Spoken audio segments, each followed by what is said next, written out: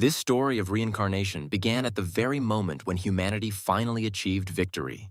However, our protagonist was deep in thought about the price that had to be paid for this victory. The battle was fought against 6 great demons who sought to destroy the world, but the heroes managed to crush them all to the last one.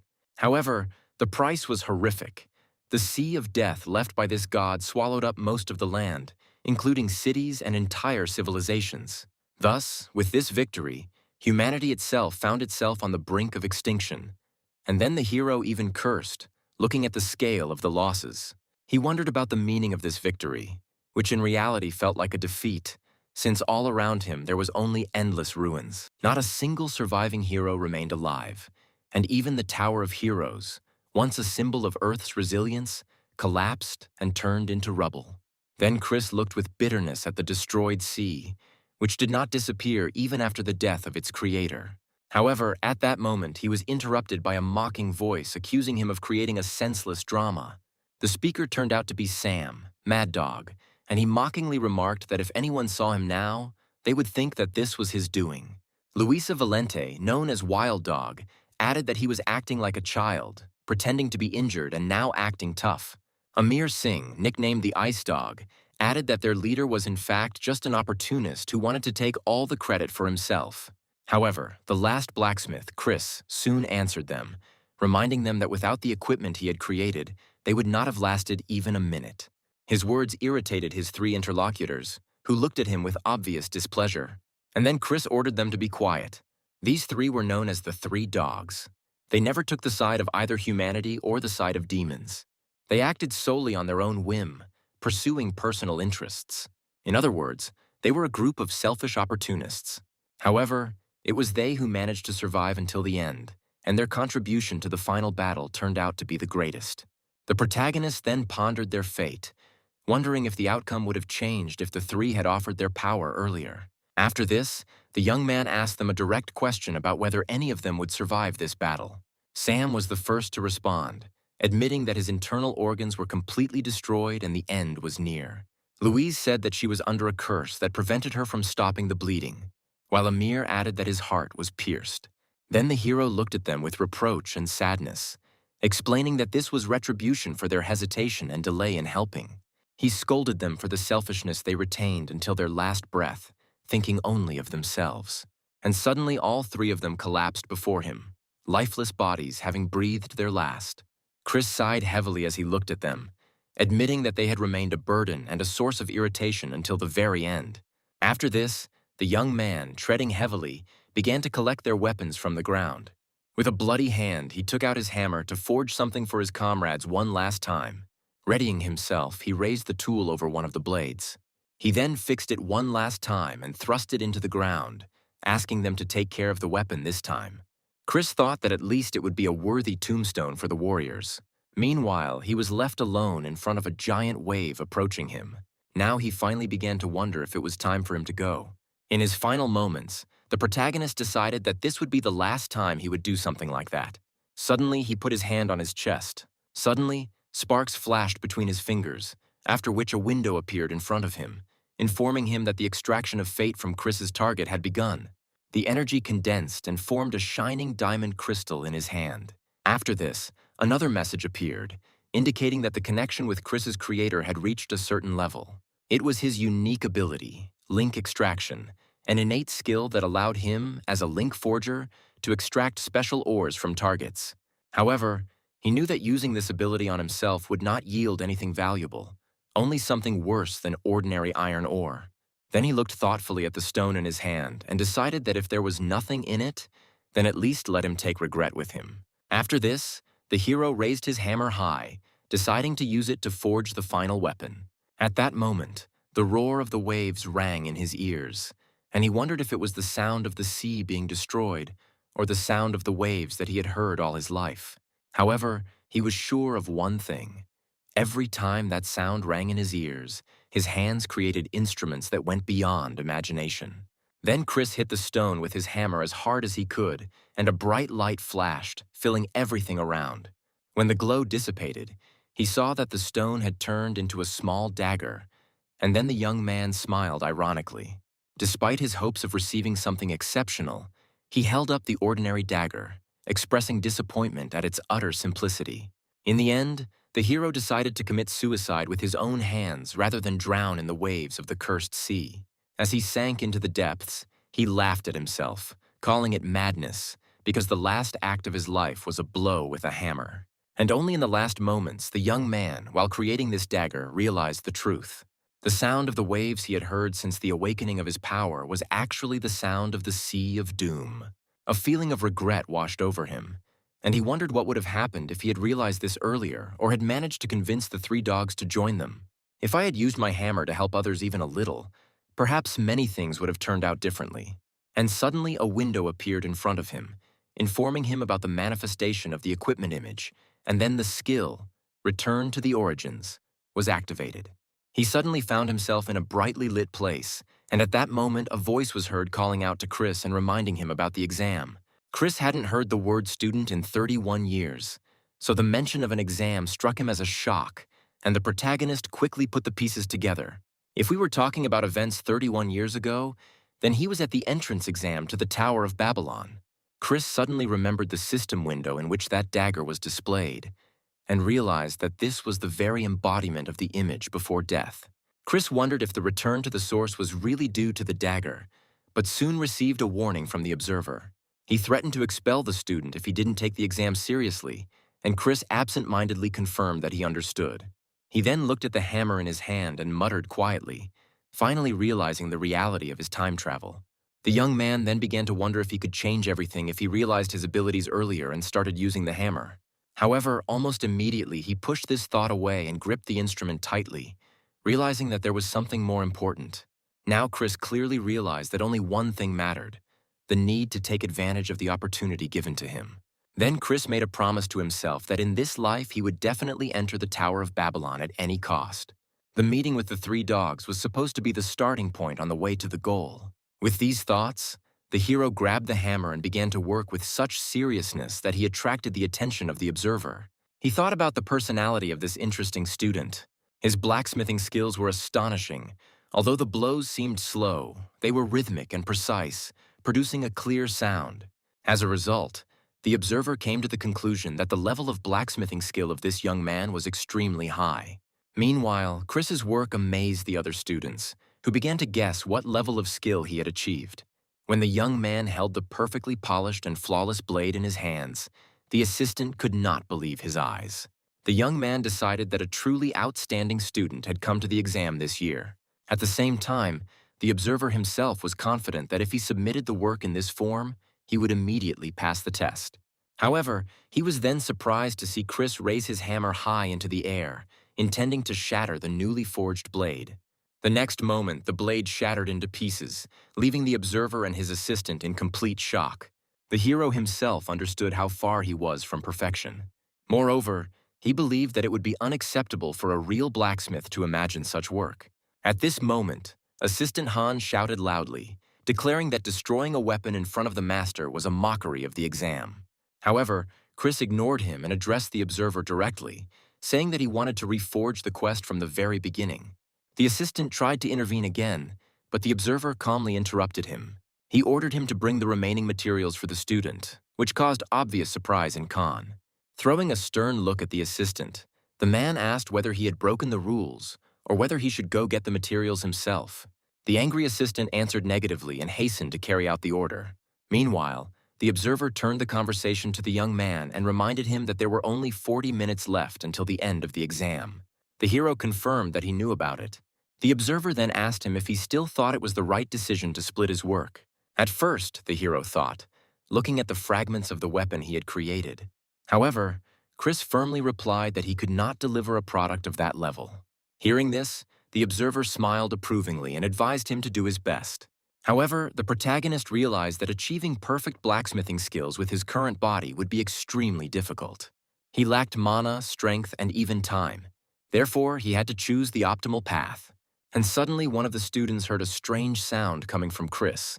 He noticed him pouring mana into the kindling stone and exclaimed, warning him that the stone would explode when ignited. However, the hero did not pay any attention to the warning. Instead, he split the pieces of stone and threw them straight into the fire, causing panic among the disciples who thought he had gone mad. The next moment, a flame burst from his forge, shimmering with a multitude of colors. Chaos broke out in the workshop, and the students started shouting for a fire extinguisher. Assistant Han rushed towards the observer, but the latter calmly stopped him, noting that he should not give in to panic. He then ordered his assistant to watch the flame stream carefully, although he looked confused by this instruction. It was the 5-color fire demon technique, a high-temperature flame enhanced by the resonance of 5 kindling stones. Although this technique required extremely precise control of mana, it was considered an effective method. It allowed one to work even with minimal reserves, and Chris mastered it to perfection. The rest of the students were stunned, not understanding why the forge had not yet exploded, but soon noticed something even stranger. Under the influence of the multicolored flame, the color of the iron alloy itself began to change. Then the observer realized Chris's plan. He had synchronized the kindling stones to increase the heat and change the properties of the metal. Ultimately, the observer concluded that this method would significantly reduce forging time, but he still remained skeptical. There were only 30 minutes left until the end of the exam, and time was still running out. Although the student's previous work was excellent, the observer felt that it was not enough to complete everything on time. However, Chris continued to work with full concentration. Ignoring the doubts of those around him, he struck the hot metal, forming a blade. He forged it right in the multicolored flame. Chris has been keeping a close eye on the process to make sure everything is done correctly, and so far everything has gone according to plan. Then he continued to strike the blade with the hammer. Suddenly, the protective layer disappeared from his hand as his mana supply ran out. This disappointed Chris, making him feel weak in his own body. Then the main character decided that he would start training immediately after the end of the test. However, he did not allow himself to waste a second. He continued to strike with the hammer with all his might, pushing his body to the limit to finish the job. Meanwhile, time was flying by. At first, there were 10 minutes left, then 3, and then only 1 minute. At the very last moment, the young man finished polishing the blade, just as the end of the exam was announced. He was breathing heavily from fatigue, and his arms were buzzing from overexertion. And then a message appeared in front of him about the completion of the creation of the blade of 5-colored fire, as well as about obtaining the skill of the Flame Master. The results showed that the sword's rank was high, and it was a blade engraved with 5 flames that interacted with mana. The other students couldn't believe what they were hearing, and one of them, in shock, asked again if the weapon's rank was really high. Chris then suggested that Assistant Han check the information window to confirm the details, which amazed him even more. At that moment, the assistant screamed loudly in shock. However, the observer immediately reprimanded him for shouting, after which he sheepishly apologized. Later, already in Professor Charles's office, the observer met with the main character. He asked him if he considered the sword worthy of surrender this time. Chris answered with some doubt, "For now." And then Charles noticed that the young man was still not entirely satisfied with his job. Then the man decided to talk to him frankly. He said that this place would not be able to fully reveal his talent, advising him to withdraw his application. He explained that the Tower of Babylon had a great reputation, but the forging department had not achieved significant results for a long time. This was information that the hero already knew. Chris knew from the future that in 8 years this department would close due to a decline in levels. In the future, the best educational institution for blacksmithing will be the Vulcan Academy. However, the young man interrupted the observer's thoughts, who was just about to mention Vulcan, and declared that he was mistaken. Then the hero said with complete confidence that it would not be Vulcan that would be the best, but Babylon, because it was he who would study there. The professor added that in that case he would first need to guarantee first place in the faculty and asked if he was confident in his abilities. The protagonist answered affirmatively that, of course, he was confident, explaining that there was no one stronger than him among the students. After this, the professor asked if he knew the process for selecting the best first-year student at Babylon Academy. Chris replied that he knew that the top 2 students in each specialization take an additional exam to determine one candidate. Then, from among all these candidates, the best first-year student in the entire department is selected. The Babylon Academy is generally divided into 3 main areas: combat, support, and technical. Each of them includes dozens of specializations intertwined with each other like roots. As for the title of Best Freshman, it is awarded to the person who receives significantly higher marks in all of these areas. After this, the professor decided to tell him one last thing, no longer as a teacher, but as a more experienced blacksmith. He said that even if he took first place in the department, it would still be extremely difficult for him to succeed here as a blacksmith. Charles advised the hero to enroll in the Vulcan Academy, emphasizing that this was the best path for his future. Chris smiled slightly, realizing that the professor put the student's future above his own position and recognized him as a worthy person. However, the hero replied that the environment did not matter. As he already said, the Babylon he will enter will soon become the best.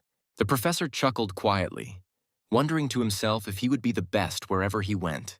This statement went beyond ordinary confidence and bordered on pure self-assurance. After that, he extended his hand for a handshake. Charles said with a smile that he would be very happy to work side by side with him. Chris shook it enthusiastically, also noting that he was looking forward to cooperation. And at that moment, a message appeared in front of him about the creation of a connection with Charles, and that the level of connection with the creator had reached level 1. The hero then immediately took advantage of the opportunity and used the connection extraction on Charles. A unique piece of metal, iron imbued with fire, appeared in his hand. It was a high-grade material, possessing the properties of wood and capable of containing flame. Later, already in his room, the young man checked his characteristics and reflected on what had happened. The piece of metal he received was not bad, but its size turned out to be extremely small. Then Chris thought about his ability to extract destiny. It was a skill that reflected his connection to the target and allowed him to extract minerals that did not previously exist. However, the problem was that the connection level was too low to fully utilize this ability. Furthermore, his stats were still extremely weak compared to other Babylon freshmen. Chris sighed heavily, realizing that the situation was not going well, but he considered it the price to pay for returning to the past. Then the young man decided to take his time, realizing that expecting more now would be greedy. Besides, he still had enough time to destroy the scum of Pandemonium, the creatures that threatened the entire planet. Even the 6 great demon gods who brought humanity to the brink of extinction were part of their plan. Ultimately, Chris came to the conclusion that in order to stop them, he must not hesitate and must use any means necessary. At the same time, he realized that he could not risk his memories of key future events, which could fade over time. Although his goal was already clear, Chris knew that the first step of the plan, entering Babylon Academy, was already complete. Then the hero suddenly saw a notification.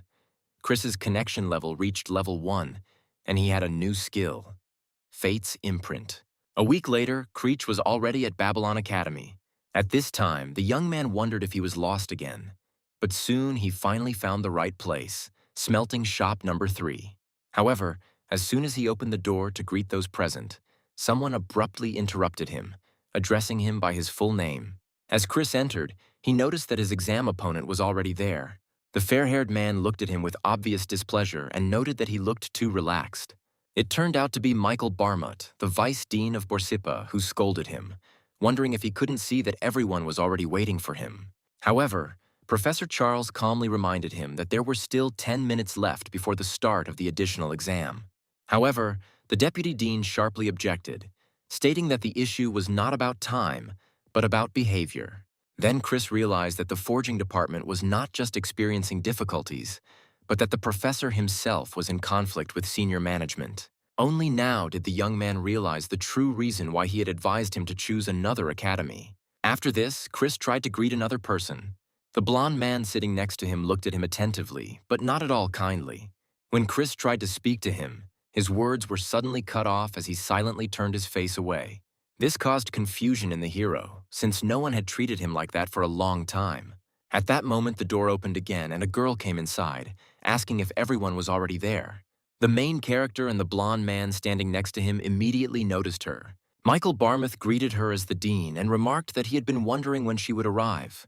However, Chris's surprise turned out to be much stronger. The thing is, he recognized this woman. It was Rebecca, the dean of Borsippa Academy of Babylon. The woman took her seat and apologized for being late. At this moment, the young man experienced a real shock and wondered why she was here. He knew she had worked in Babylon for some time. However, Chris never expected that she would become the dean. Rebecca was an S-rank hero known as a weapon eater. She possessed a unique skill that allowed her to enhance her strength by absorbing weapons. In a past life, she was his regular client, with whom he collaborated for a long time. However, the most vivid memory of her for the hero remained one tragic scene in the rain. At this point, Rebecca was on the verge of death and regretfully admitted that she had absorbed his weapon. This painful memory was still imprinted in his mind. Chris was so deeply immersed in it that he didn't even notice what was happening. However, Professor Charles's voice brought him back to reality.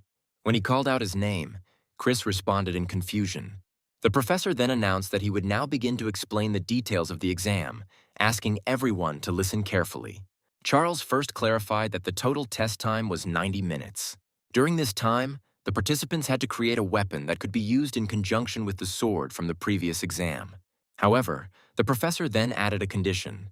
The equipment must be forged exclusively using alchemical forging. He then pointed to a pile of different ores. The man said that participants have complete freedom in choosing materials. He explained that the weapons would be assessed by Dean Rebecca and Vice Dean Barmouth, and urged them to make every effort. After this, he announced with a gesture the beginning of the exam. Then Chris and his rival got ready to get to work. At this moment, the protagonist looked at his apron, pondering the alchemical forging technique imposed in this test. He needs to use pure mana to create resonance with the elemental mana to prevent it from going out of control. And then his opponent mockingly asked if his mana reserves would increase if he continued to simply look at the materials. Chris then turned to him and asked if he was talking to him. In response, he sarcastically asked if he saw anyone else there. However, Professor Charles intervened and addressed him by name, calling him Hans Barmouth. He warned him to refrain from making any comments that were not related to the exam. The hero then quickly matched the name of Vice Dean Michael Barmouth with the name of his opponent. And then Chris realized that this arrogant young man was actually the son of the Vice Dean, which explained their obvious resemblance. Hans noticed Chris's look and condescendingly confirmed that he was the son of the Vice Dean, clearly proud of his origins. He considered Chris to be a commoner with the worst bloodline, ranking last among the first years in terms of mana reserves. At the same time, he himself belonged to the prestigious Barmouth family, famous in the field of alchemical forging. Hans was confident that his mana reserves were comparable to the best second-year students. After this, Hans confidently raised the blue crystal and declared that the result of the exam had already been decided in his favor. Meanwhile, Rebecca observed the materials and noted that they were gemstones with high mana content and the water attribute. Charles then explained that water mana was sensitive to fire, making it extremely difficult to forge. However, Michael smiled confidently, noting that such difficulties were a thing of the past. In response, the professor added that the processing time varies depending on the master and the ore, and in this situation, it is about 30 minutes. The deputy dean smugly declared that Hans could process any ore in just 30 minutes. After this, his son began to channel mana to the blue stones, causing them to float within glowing magical circles. This caused general amazement with his ability to complete the resonant processing in record time. Completing resonant synthesis in 30 minutes is a level that surpasses even second-year students, not to mention first-year students. Charles realized that the tight deadlines for forging mana stones, the abundance of materials, and the use of alchemical forging played into their hands. Then the professor cast an angry glance at the deputy dean, realizing that the exam topic had been chosen in Hans's favor from the very beginning. Meanwhile, Chris caught the dean's attention by surprising her with his choice. He held in his hands a transparent crystal and several red stones. The judges looked at the materials he chose, wondering why he used stones with a strong fire attribute. However, the vice dean concluded that Chris simply did not understand the limits of his abilities, although he had excessive pride. Hans glanced at his opponent and wondered with a sneer whether he had deliberately chosen materials that were the opposite of his own. He called Chris a fool, being sure that such a weak reserve of mana would not allow him to control such unstable firestones. Then Hans smiled smugly, expecting to win this test even more easily than he had imagined. However, he was suddenly hit by his opponent's skill, and windows appeared around Chris, informing him that the skill seal of fate had been activated. The system revealed that his fire affinity had been activated, allowing him to directly place and use affinity stones on his body. Then a message appeared on the screen about equipping the fire iron to Chris's right hand. His palm instantly burst into a thick flame, the fire thickening around his hand, causing Hans to be shocked. He was seething with anger, considering what was happening to be cheap and useless tricks. Ignoring his opponent's gaze, the protagonist began to direct fire around his hand. He then picked up the chosen materials, the clear stone and the 3 red ones, and made them float in the center of the flame. The stones rotated and interacted in harmony within the dense ring of fire he created. Meanwhile, Michael mockingly wondered if Chris was going to create resonance using the same metal attribute. He called him a fool, reminding himself that the main rule in this area was to use only pure mana. The Deputy Dean was certain that such an attempt would inevitably lead to the elemental mana getting out of control. He even waited with an evil smile for the moment when this fool would cause a catastrophe. However, Chris continued to concentrate on controlling the flames that enveloped his hand. And suddenly there was a powerful surge of mana, causing Hans to flinch from the force of the fire emanating from the hero's side. Even the judges were forced to cover their eyes due to the brightness of the flash. Meanwhile, inside the fireball, the materials melted and merged smoothly, gradually taking the shape of a sword sheath. Meanwhile, Chris himself breathed a sigh of relief. He then saw reports of the removal of the fire iron and the successful completion of the creation of the item, the flame accumulator scabbard. Rebecca, Charles, and Michael were completely amazed to see such an unexpected result. The evaluation screen showed that the scabbard was of rare rank and was imbued with fire mana, allowing the use of the wild flame skill. Hans, shocked to the core, shuddered, not believing that his opponent could complete the fusion process so quickly. He looked at his hands, covered in blue mana, convincing himself that the elemental mana must be going out of control. While he was doubting himself and trying to figure out if he had made a mistake in his calculations, he decided to complete the fusion of his stone. However, suddenly the stone began to crack in his hands, warning of an impending disaster. Hans realized his mistake too late and tried to stop it, but the crack only widened, releasing powerful energy. The next moment, the stone exploded with destructive force. A deafening roar echoed throughout the examination hall. At this moment, silence reigned in the examination hall of the forging department after the incident that had occurred. Shards of shattered blue stones were scattered across the floor. Hans stood with his head down, and defeat was written on his face. Then Professor Charles finally broke the silence. He explained that typically, after completing the assessment, one of the participants would be recommended as a candidate for admission to an undergraduate program. He then looked at the fallen youth and expressed regret at his defeat. He clarified that Hans was being withdrawn from the exam because he had failed to complete the task. Charles added that it was very bad. It was an absolute defeat. However, Michael suggested canceling the exam and rerunning it, citing the fact that the student had been injured during the assessment. However, Charles refused to cancel the exam that had already been held, since what had happened was a direct result of Hans's carelessness. In response, the Deputy Dean gave him a cold look and accused him of putting exam results above student safety. His words caused the professor's obvious displeasure. The Deputy Dean rose abruptly from his seat and walked towards Chris.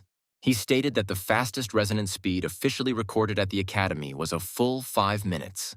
Michael wondered how a student who had just entered the academy had achieved resonance the very moment he activated mana. Chris returned to the essence of alchemical forging, a technique for creating weapons using only mana when traditional methods fail. The hero then realized that the purpose of alchemical forging was to find the roots of the ore's heart and reveal its hidden nature. What he just demonstrated is a solution that blacksmithing academies will arrive at after much trial and error. This simple method will become the basic standard in a few years, and therefore is not a secret. However, there was no point in explaining something like this to a man who was only used to making threats, and he replied that he did not understand what was being discussed. Then Mike smiled slyly and directly accused Chris of using dirty tricks to achieve his goal. He based his accusation on the fact that it was impossible for a first-year student without belonging to an influential family to be able to create a rare rank weapon. He added that even if he had decided to cheat, he should have done it more believably. But Chris was amazed at such audacity. However, at this point, Dean Rebecca intervened, noting that the situation really did seem illogical. Michael decided that she agreed with him and smiled contentedly, suggesting that Chris be expelled immediately and a re-examination scheduled. However, his smile quickly disappeared and was replaced by bewilderment when the girl ignored his words and walked past. Instead, she headed towards the table where the scabbard Chris had crafted lay. Rebecca picked up the item and began to examine it carefully, a look of shock gradually appearing on her face. She muttered quietly that she could hardly believe what she saw. Then, quite unexpectedly, she turned to Chris. Rebecca, her eyes shining, insistently asked to be allowed to taste the weapon or at least lick it once. The dean's reaction shocked both the deputy dean and the professor, and a strange silence fell over the room. Later that day, Chris walked through the busy streets of the city. Along the way, the protagonist went over the details of the scabbard he had created in his head, objectively assessing his work. He concluded that the overall finish of the piece was good, but the fine-tuning still left much to be desired. Still, Chris couldn't help but smile as he remembered how the vice dean had literally trembled with rage. Passers-by even noticed his restrained laughter, considering his behavior strange. Chris suddenly stopped as an unexpected thought flashed through his mind. He realized that the name Barmut seemed familiar to him. Then the hero closed his eyes, trying to concentrate and activate his memory to remember where he had already heard this name. Soon, his memories brought him back to a conversation with Louise, that during her studies at the Babylon Academy, she acquired a weapon. She got it at a good price after working hard for an arrogant man, but the weapon suddenly exploded. The explosion caused severe mana burns, leaving her in a terrible state. Putting all the pieces together, Chris concluded that the blacksmith who had caused Louise this injury had the surname Barmuth, and then he wondered if this man was Hans Barmuth. Then Chris remembered his goal: to establish contact with the so-called three dogs as quickly as possible and guide them on a more correct path. However, he now realized that in Louise's case, he might not even have to put in much effort. Chris was convinced that simply by keeping Hans Barmuth under control, he could prevent her destiny from going astray. Meanwhile, in the Borsippa department's faculty meeting room, Michael protested the proposal to nominate Chris as the top student. Professors from other fields expressed concern and doubts about such a sudden decision. Rebecca then asked if they were against her decision. One of the teachers hastened to soften his position. However, the vice dean intervened again, stating that their concern was due to the fact that the dean had only recently taken up his position. Rebecca glanced at him sideways as he continued speaking. Michael admitted that the weapon Chris had created was indeed impressive, but he needed a more thorough and careful evaluation. Charles intervened and made his point, noting that the others had not seen how the student worked with the materials. He emphasized that the way mana is used and the level of compatibility with the five-color system deserve special attention. Then the dean interrupted them, explaining that the weapon might not have even reached 60% of the level Chris was aiming for. However, it is precisely this shortcoming that makes the result so promising and serves as proof of its enormous potential. Rebecca stated that if they continued to reject her decision even after seeing Chris's presentation, she would resign as dean. The announcement, which sounded like a clap of thunder, caused amazement among everyone present in the meeting hall. 54 years ago, the heavens granted humanity the Tower of Heroes to guide its evolution. But in response, the underworld unleashed pandemonium. This swamp, distorting all forms of life, opened up new opportunities for people, but doomed them to great disaster. From the very womb of this chaos, Babylon was born, the greatest academy that raised many heroes called to protect humanity. The reigning emperor, Ludwig Schubert, claimed that each of the students would become the very hero who would carry the banner of peace. The ruler then called on them to move forward. This burden falls on the shoulders of everyone who rose up and joined Babylon, and that it is their inevitable duty as future heroes. Chris watched him silently, thinking that from this point of view he seemed like a good person. However, from previous experience he knew that in reality this was not entirely true. After the performance, the host announced the beginning of the demonstration performances of this year's best first-year students. He then asked the top students from each house to come into the arena, and Chris, along with the other candidates, headed towards the site. The hero recalled how, in his past life, he had not understood the reasons for the arrogance of these excellent students, which had manifested itself only because of their success at the academy. Then the host officially announced the start of the performances.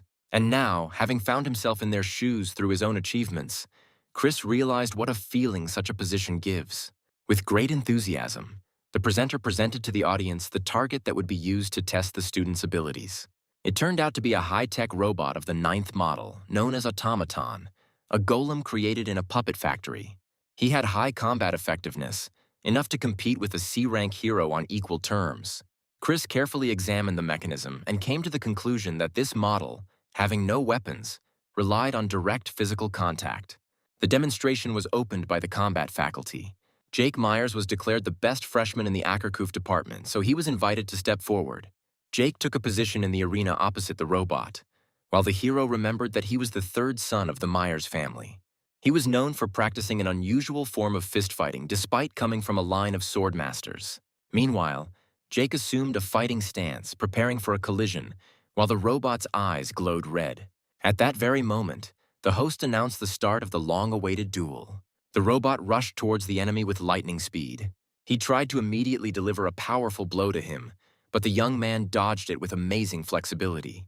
What followed was a series of exchanges of blows and quick maneuvers on both sides, accompanied by dodges of attacks. At some point, Jake finally caught the right moment. The guy said with a confident smile that it was now his turn to attack. He rushed forward, concentrating all his strength into one blow. His fist, filled with energy, crashed down on his opponent. Jake collided with the robot's sturdy structure with tremendous force, sending it flying backwards. It created a powerful shockwave throughout the arena, causing debris to fly in all directions. Chris looked at what was happening in amazement, remembering that in his past life this young man had died at the age of about 20 years old. Jake continued his series of crushing blows, and the hero realized that such talent appeared in Babylon only once a decade. He pondered the reason why someone with such outstanding abilities had not been able to surpass rank A in his previous life. Soon, Jake landed lightly and gracefully, signaling that the fight was over. Pieces of the destroyed robot rolled across the arena as it was completely destroyed. When the robot's head fell to the floor, everyone realized that the fight had ended in a crushing victory for the student. Jake wiped the sweat from his forehead with a satisfied smile, saying that it had been a long time since he had been able to stretch so well. Meanwhile, the presenter looked at him in complete amazement at what he saw. He then praised the student for being able to defeat an opponent with the strength of a C-rank hero in just a few moments. The presenter confirmed that this level of performance is exactly what is expected from the best first-year student of the Akarku faculty. Chris realized that Jake had given up on the gift from the very beginning, and now the next contestant would have to face serious pressure. Soon, the host invited the best student of the Faculty of Support student Erika Inoue, to come forward. Erika was the eldest daughter of the Inoue family, one of the 3 great noble houses of Japan. In her past life, she didn't conquer the tower, but she managed to become famous as an S-rank hero who wielded legendary-level weapons. However, her destiny was to fall, become a demon, and ultimately die by execution at the hands of her own family. However, as the girl passed by, Erika glanced at Chris. This look confused the hero, and he wondered if it was really addressed specifically to him. The presenter then announced that the 9th model automaton would be used for its demonstration. It was equipped with additional armor, which increased its protective strength by 1.5 times compared to the standard version. Everyone watched the proceedings with excitement, waiting to see what kind of performance Erika would give. With complete composure, Erika opened the cage she had brought with her and revealed the black raven inside. Then, as her eyes glowed blue, the girl gave a mental command to the bird to attack. The raven immediately flew out of the cage and rushed towards the enemy. He soared into the arena sky with a sharp cry. Meanwhile, Chris watched this with surprise, wondering why they would use a bird in such a battle. The automaton assumed a tight defensive stance. The protagonist came to the conclusion that it would be extremely difficult to penetrate such strong armor. Moreover, this model was originally designed for protection. However, suddenly blue magical circles began to form around the raven, gradually changing its shape and clad it in armor. Now the raven looked much more impressive. Then the bird quickly swooped down, heading towards the automaton. In the blink of an eye, the raven dealt a crushing blow to the enemy, who did not even have time to react. Chris was shocked to watch as the mechanism's durable armor cracked and crumbled under the weight of the attack. Soon everyone saw that there was a huge hole right through the robot's chest. The automaton fell to its knees, thus signifying its complete defeat. At the same time, the raven calmly returned and landed on the finger of Erika, who was standing in the center of the arena. The stands erupted in cries of amazement, and the presenter, amazed by what he saw, expressed admiration for her performance. Chris realized that this atmosphere could result in ridicule if he simply showed off his gear and left the stage. Finally, his turn came when the host announced the entry of the best first-year student of the Borsip engineering faculty, Chris. Ludwig noted that the level of students this year is outstanding. The blacksmithing department had not produced a top student for a long time, and he hoped the pressure would not be too great. In response, Rebecca confidently stated that he would be fine. Meanwhile, the audience wondered if this student could surpass the impressive performances of his predecessors. Chris stood in the center of the arena and slowly drew his sword from its sheath, showing off his weapon. It was a high-quality 5-color flame blade and a rare rank scabbard with elemental binding. Students noted that the weapon was of rare rank, but others noted that the weapon's appearance seemed quite ordinary. This made Mike smile wickedly, deciding that luck was on his side. He was confident that Chris's failure to make a strong impression would ensure his succession to the post of Dean of Borsippa. At the same time, Rebecca gave him a sharp, irritated look, sensing his insidious intentions. Meanwhile, the host began to announce a Model 10 automaton, which had combat power comparable to a D-rank hero. However, Chris demanded a more powerful Model 8 automaton with additional armor to increase durability. This demand hit the presenter like a bolt from the blue. He didn't understand why the student was asking them to do this. Even the 8th model can withstand attacks from B-rank heroes, and adding extra armor to it is excessive. He tried to object, pointing out the difficulty of preparing such an automaton in a short time. However, before he could finish, he was interrupted by a man who confirmed that what was required had already been delivered. At that moment, Charles appeared, dragging an armored automaton of the 8th model into the arena. The presenter was shocked by the speed with which the seemingly impossible request was fulfilled. Meanwhile, the professor glanced at his student. The man wished him luck in the arena and encouraged him to have a blast.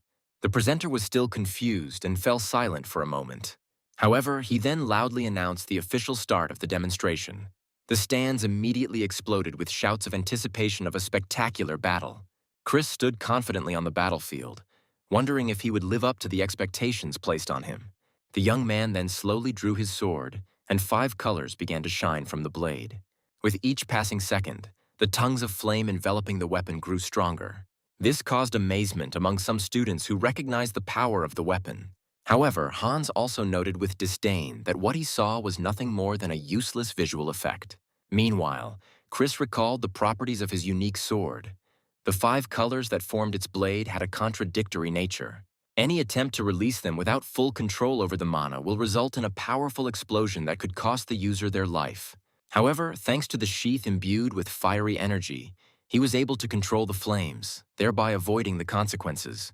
By combining the flame of the scabbard with the power of the blade, Chris was able to successfully complete the energy implantation process. At the same time, the armored automaton was preparing for defense. The hero then released the wild flame skill hidden in his sheath. This resulted in the release of a huge explosion of compressed mana. This skill was activated at the moment when there were 5 compressed fire demons inside. Eventually, they all exploded simultaneously, generating a colossal destructive force. As a result, the entire hall shook from the powerful blow. The presenter, not believing his eyes, was shocked to think about who this mysterious young man was. At this time, Chris stood in the middle of a destroyed battlefield. He assessed the scale of the destruction caused. Looking at the huge crack cutting the arena in half, Chris wondered with an ironic smile if he had crossed the line. The presenter, shaking, shouted into the microphone, demanding that the support team immediately go to the main hall to fix the damage. He then announced the end of the demonstration performances of the best students. Later, at the dean's office, Rebecca walked inside and found Chris already waiting for her. The girl apologized for being late, explaining that she was busy cleaning the arena. However, the young man also apologized, expressing regret for having destroyed the main hall in such a way. He added that he should have been more careful, which surprised the dean, who asked why he was apologizing. Chris asked in amazement if she had called him to scold him for what had happened. However, Rebecca explained that the reason for the call was completely different. Then she froze in place, slightly embarrassed. Chris was also confused, wondering why she had called him. Then Rebecca finally gathered her courage and got to the point. After this, the girl made an unexpected offer, declaring that she was ready to pay a price 10 times higher than the market price. She asked him to sell her the 5-colored flame sword and the fire scabbard. Chris was surprised by this request, and at that moment a window appeared in front of him, informing him that an intimacy bond had been formed with Rebecca. At the same time, a new notification appeared confirming that the connection level between her and Chris had reached level 1. Chris realized that the connection had already been formed, unlike in his past life, when it required giving her a lot of weapons. Then the hero thanked the dean for this opportunity. Then he decided to immediately take advantage of it by using the fate extraction skill. A dense blue energy appeared around him, with which he extracted a special high-level connection from Rebecca. The energy condensed in his hand, forming a unique piece of metal. It was an advanced-level material capable of absorbing iron. Meanwhile, the dean repeated her question about selling weapons, but Chris responded with a categorical refusal. This made her displeased, and she reminded him that he had already completed his task. Their conversation was interrupted by a knock on the door. Charles informed the dean that the president had ordered the award ceremony to begin immediately. The man then asked permission to take student Chris with him. Rebecca only reluctantly nodded in agreement. Then Chris said he would see her later. After this, he left the office, leaving her alone, feeling very disappointed at the missed opportunity. Soon, he and Charles headed to the heart of the Babylon Academy, the old main building known as the Marduk Palace. Walking down the luxurious corridor, the professor advised him to behave politely in front of the president. He recalled that he had magnanimously ignored the incident with the destruction of the hall during the demonstration. Charles also stressed that the president is a figure on a completely different level. However, Chris calmly assured him that there was no need to worry about him. As the massive doors swung open, a solemn voice came from the far end of the hall and greeted him. It was the ruling emperor, President Ludwig, whom the hero remembered from his past life. This was the same hero who died in battle with the heavenly god of destruction, one of the 6 great demonic gods. Chris looked him over carefully and realized that he really did live up to the title of perfectionist. Ludwig noted that the weapon he demonstrated was interesting. However, he couldn't say that he didn't regret it at all, but he had high hopes for Chris. Although Chris was prepared for criticism, he still felt offended and even felt the urge to throw his creation into the nearest oven. As a reward for his talent and efforts, the president announced that he would give him 2 prizes. Chris considered the offer for a while. He then asked for rewards that could increase his magical power and improve his memory, which attracted the president's interest. However, he still fulfilled the student's request, and with a slight movement of his hand, summoned 2 unique artifacts. A box appeared in front of the hero, and these items were inside. The first was a heroic rank heavy dark inkstone. The second was a heroic rank dream tusk. Chris was amazed by what he saw. While the inkstone was rare, the dream tusk was almost impossible to find. A smile appeared on the hero's face. He realized that, despite the difficulty of using them, he already had an idea how to turn them to his advantage. Then Ludwig asked him if he liked these awards. Chris replied that they were perfect. After the hero left the hall, a mysterious entity that was next to the president addressed him. She wondered about the reason why this young man was given 2 rewards at once. Ludwig replied that he only did it because Chris had an indescribable ability to handle such objects. Then the other entity noticed that it felt as if it saw an old soul inhabiting a young body. In response, the president explained that this meant that the young man had the depth to make such an impression. Meanwhile, classes were already beginning at the academy. Sitting in the audience, Hans declined his friend's invitation to lunch. The blond man apologized and explained that he already had plans with Howard. His friend was stunned when he realized that he was talking about the best third-year student of the Borsippa faculty. Then Hans proudly noted that their families were close, and Howard himself allegedly wanted to meet with him to give advice on life at the academy. At that moment, when one of Hans's friends tried to join the cool students, Chris entered the auditorium. He took a quick look at his recent opponent and moved on to his seat. As the hero walked through the auditorium, everyone around him suddenly fell silent, and Hans cast a sharp, threatening glance at the young man. In response, Chris looked at him, his eyes glowing, emitting incredible killing intent. Hans couldn't stand the pressure and wondered in horror what was wrong with the guy's eyes. Eventually, the young man looked away as the hero walked past, thinking that his opponent had finally realized his true place. Hans clenched his fist, suppressing his anger and lamenting his defeat before the commoner. Meanwhile, Professor Charles entered the classroom and asked everyone to take their seats to begin the class. Having made sure that all the students were present, the teacher stood behind the podium. Charles announced that since this was the first lesson, they would begin with introductions. He then showed off a box filled with glowing alloys, explaining that the material was called projection alloy. The professor took one of the samples and explained that it was tens of times more sensitive to magical energy than ordinary ores. He then injected mana into it, and at that moment the alloy reacted to the energy and formed in his hand into a black sword surrounded by a fiery aura.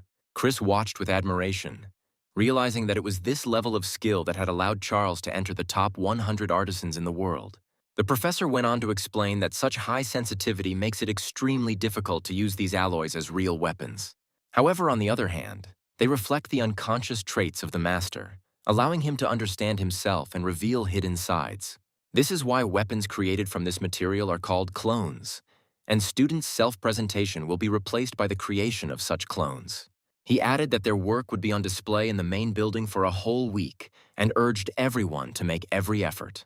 Jake took the piece of alloy, and the hero thought about how its value exceeded 10 million won. After Hans gathered his energy, he formed a refined golden sword.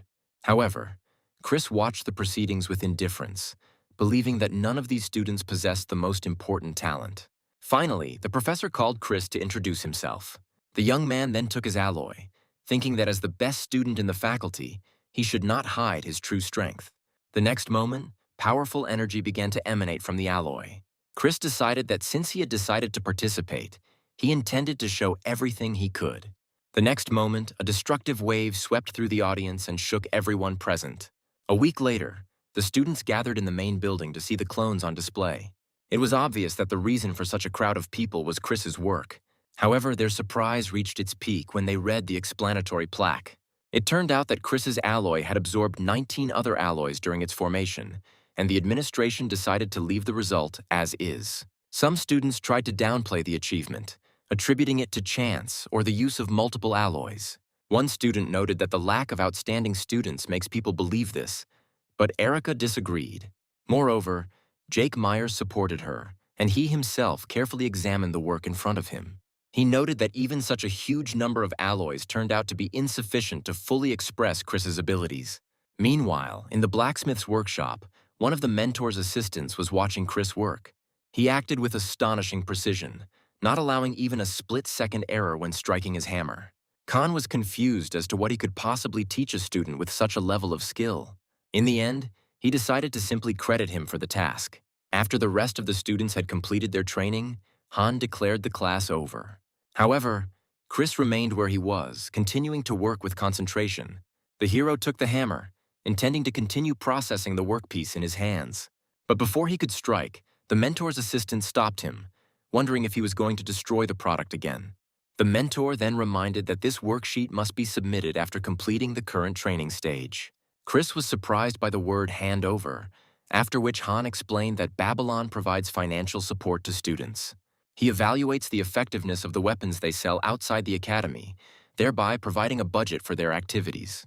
The mentor then inquired about the reason for his dissatisfaction, suggesting that the problem might lie either in the body or in the level of mana. In response, Chris explained with a tired smile that at the moment the problem was in his body. He needs to smelt heavy rocks to create training tools, but he lacks the stamina to even try.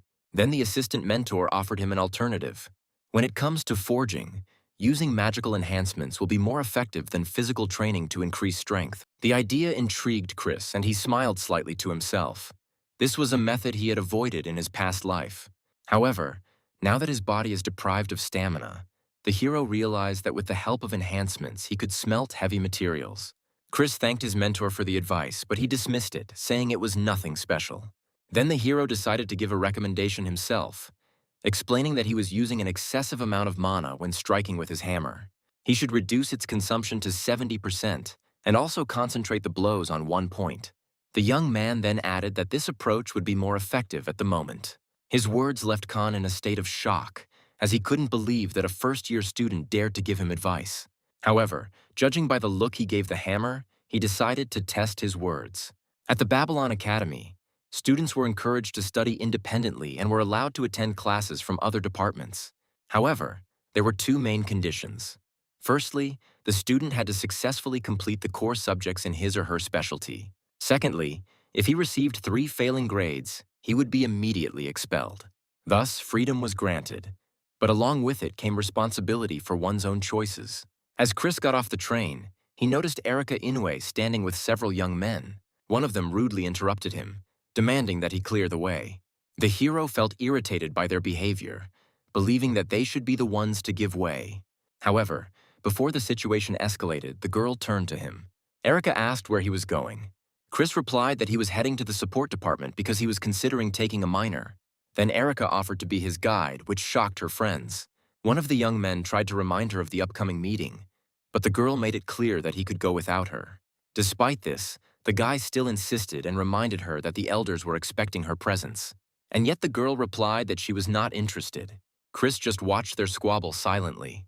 Soon, the girl left the two annoying guys and went away with the main character. As they walked, Erica asked what kind of additional specialization he was looking for.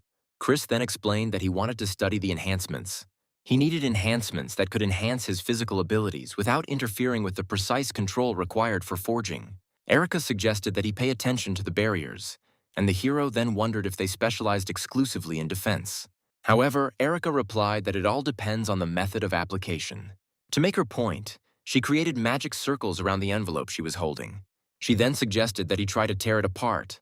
Chris noticed that the strength of the envelope itself did not change, but the effect was different. The object retained its original properties, but became solid only when exposed to significant force. Then the hero came to the conclusion that such a technique was ideal for the forging process.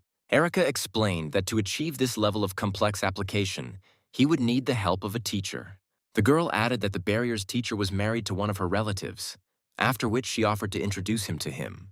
However, the next moment Chris suddenly realized something important. With a quick movement, he destroyed the magical chains holding the envelope, and Erica was shocked to the depths of her soul. She wondered to herself how he had managed to understand her family's barrier technique and destroy it in such a short time. Chris just smiled, acknowledging that barrier techniques were indeed worth considering, and thanked the girl for her advice. He then announced that he was going to enroll in classes and invited her to go and eat with the young men who were accompanying her. One of the young men ran up to Erica to make sure she was okay. However, the girl remained silent, lost in her thoughts, and handed him an envelope sealed with magic as a kind of test. But Erica never expected that he would be able to break the seal so easily. Later, at the magic faculty, Chris walked next to Erica, their joint appearance arousing the curiosity of other students. They started whispering to each other, wondering why they were walking together. Some mentioned that they had seen them together during the demonstration. Chris noticed the rumor spreading, but only mocked people's excessive interest in other people's affairs. Deep down, the hero knew that if the girl really had any feelings for him, a connection would have already been established between them. When they entered the forest, Erica explained that it was a testing area for constructing barriers, which surprised the hero. As he moved further, the young man noticed other students who were desperately searching for something. Chris then wondered if this test was some kind of treasure hunt. Nevertheless, he continued to walk with the girl, considering everything that was happening to be a waste of time. Suddenly, the hero stopped, feeling the barrier, and kicking the ground, destroyed the illusion, revealing the forest and two assistants waiting for them. One of the assistants announced in surprise that he had passed the test, which left Chris confused. In the office of Professor Robert Perry of the Department of Barriers, Erica's interest in the best student of the Borsippa faculty was discussed. His assistant noted that he had previously been surprised why she had enrolled in the introductory course, but now everything became clear. As it turns out, Erica and Chris were spotted walking around campus together. The professor expressed dissatisfaction with the fact that because of her, the number of applications had doubled, although this did not make him happy at all. The fact is that at the special request of the young master of the Inoue family, an additional element was added to the test. It was a labyrinth of illusory spirits. This labyrinth was a basic barrier that distorted the senses and caused a person to become lost. Moreover, a person who does not possess knowledge of magic would not even be able to realize its existence. Despite Erica not providing any help, Chris managed to navigate the maze. He relied solely on instinct, which earned his assistant's admiration. After all the participants had completed the first test, the assistant announced that they would move on to the second stage. He then explained that based on the results of this test, students would be assigned to classes. One of the students volunteered to go first, seeing the challenge as an opportunity to get Erica's attention. The assistant explained that the second test was to destroy the barrier using only mana. The barrier was shaped like a web, with a spider made of mana in the center. The spider would constantly escape whenever he sensed mana through the threads, and as long as he remained unharmed, the web would endlessly regenerate. The first student encountered difficulties and tried to act in the traditional way, trying to cover the entire magical formula. However, the young man soon discovered that he lacked mana, so he decided to use speed to push the barrier. The student eventually managed to destroy it in 2 minutes and 23 seconds, but he did not focus on understanding the structure more deeply. The assistant noted that his performance could not be called bad, and the young man thanked him, although he himself felt ashamed in front of Eric. At the same time, many other students failed the test. The assistant then announced that all those who failed would begin their education in elementary school. Finally, he called Erika Inoue. The girl stepped forward and began the test with amazing calm and confidence. In an instant, she completely dismantled the barrier. This caused shock among everyone present, who could not believe her supernatural speed. At that moment, everyone clearly realized what it meant to be the best student in the faculty. Erika completed the test in 22 seconds.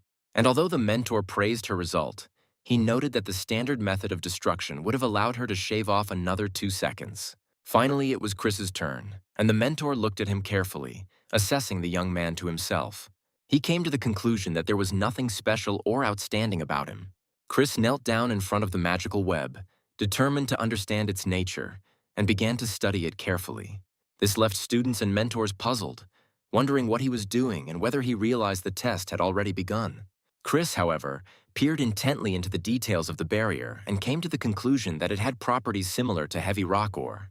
This ore has the ability to self-heal and return to its original state if there is not enough stimulation. Chris continued to sit motionless in front of the web, which further surprised the mentor, who was perplexed as to what he was doing. He was about to intervene to get his attention, but Erika stopped him. She said that the hero should be left alone and allowed to continue. At this point, Chris came up with the idea that if the barrier was like a heavy stone, it could hold the stimuli accumulated in it. Then he ran his hand, shrouded in red mana, along the threads of the web, triggering a reaction that reached the spider as well. Soon, a flame erupted inside the barrier, engulfing it completely, and in a moment, nothing remained of it. Finally, Chris stood up, indicating that he had completed the task, which left everyone shocked. As he examined the bracelet on his hand, the hero was confident that, thanks to the knowledge he had acquired, he would be able to process the heavy stone.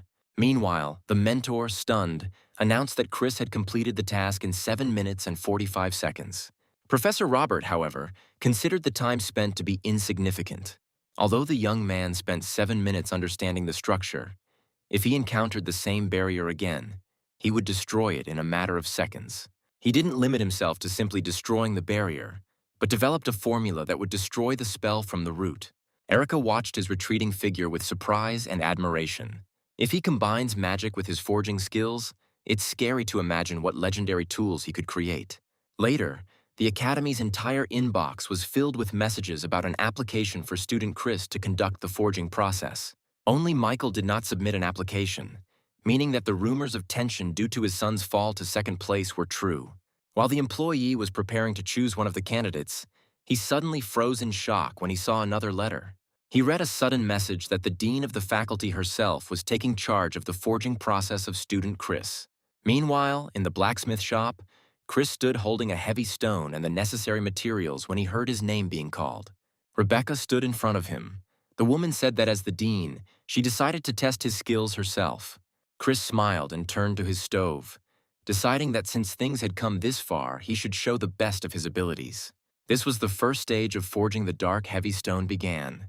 The inkstone has many ways to work with it. However, the hero chose the most difficult method, the so-called dark curtain method. This method was based on placing a dark, heavy stone in a completely light-free space. The stone began to flow into the liquid like water. The task was to separate out the impurities using only mana. During this complex process, the size of the stone was significantly reduced, but its purity was doubled. Chris realized that in theory it all looked simple, but in practice it was like completely rebuilding the material from scratch. Its size has been reduced to a quarter, and further reduction will lead to insufficient effectiveness of future weapons. Chris then moved on to the second stage, gathering the energy and concentrating it in his hand. He released a glowing red flame and directed it forward. He then began to pass mana through it, selecting suitable sparks for the forging process. Gradually, the fire changed color to bright green. This flame had the property of maintaining the temperature at which it was created. In the third and final stage, the hero enveloped his hammer in these green lights and brought it down with all his might on the heavy stone. Rebecca understood that although Chris's fire immunity protected him from being burned, he felt the heat and pain emanating from the force of the flames. Deep down, she wondered how much stress and effort Chris had put in to reach this level. Time dragged on slowly at the academy, and soon evening arrived. Even the dean herself tried to fight off the approaching drowsiness. After 4 continuous hours of forging, Chris's hands began to shake from extreme exhaustion. However, the protagonist continued to clutch the heavy hammer, refusing to give up. Finally, The dark, heavy stone was completely saturated with fire, reaching its limit. Its properties began to change, after which it stopped deforming. Chris then moved on to the next step, using tongs to melt the processed stone and place it in a melting crucible. The hero then began pouring the black liquid into a pre-prepared form, which surprised Rebecca. She wondered why he used casting instead of forging. At that moment, Chris smiled confidently and said that the fourth stage was beginning. Rebecca realized that he was using the barrier-breaking formula to slow down the transformation of the heavy stone. The next moment, the mold collapsed and a message appeared, announcing the completion of the ink spider bracelet. At the same time, Chris was breathing heavily, as this work had completely exhausted his strength. Chris looked at the bracelet, which was of a rare rank of medium quality and had the ability to absorb the owner's mana. Now he finally realized that the process had been successful. Then the hero approached Rebecca, and at that moment her stomach growled loudly. This caused her great embarrassment. At that moment the hero sighed wearily. Rebecca wondered if what had happened was a manifestation of the resonance phenomenon, to which Chris replied that it indeed was. The bracelet isn't very powerful at this point, but with some careful planning, Chris can use it to get the full range of effects.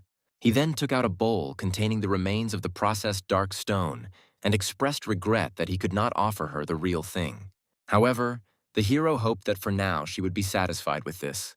The dean's unique skill, soul-melting furnace, activated as the girl picked up one of the pieces and put it in her mouth. Chris was surprised when she said it was perfectly edible. Rebecca, continuing to chew, said the taste was like fried crumbs. Chris was surprised by this description, but came to the conclusion that at this rate he could quite easily increase the level of connection with her. Then he calmly noted that he was glad that she liked the dish. Rebecca said she felt sorry to eat the leftovers, looking at the magnificent equipment he left on the table. Then the woman asked when he planned to process the 5-colored fire sword and the flame accumulator scabbard. Chris replied that he had no intention of selling them yet, and then Rebecca asked if the price she had offered was too low. Chris explained that he would save them to prepare for the suppression lesson, recalling the proverb that hunger is the best seasoning for food.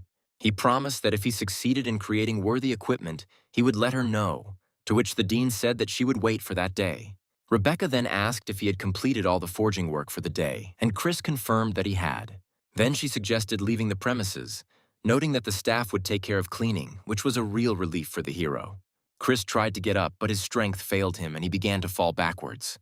Rebecca reacted quickly and managed to catch him before he hit the ground. She asked worriedly if he was okay. In response, Chris smiled weakly and admitted that he had made a slight mistake in the distribution of stamina. Then Rebecca offered to walk him to his dorm and suddenly asked if he was afraid of heights. Chris said with a smile that he didn't feel that fear.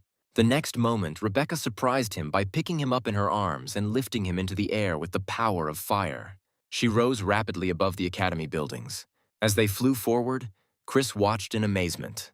He thought about the enormous power she had been able to extract just by absorbing the remains of the stone casting. Chris admitted that much had already changed compared to his past life before returning in time. Meanwhile, Erica stood alone in front of the main building, wondering why Chris was late. The fact is that she intended to convey to him a special invitation, but her long wait did not go unnoticed.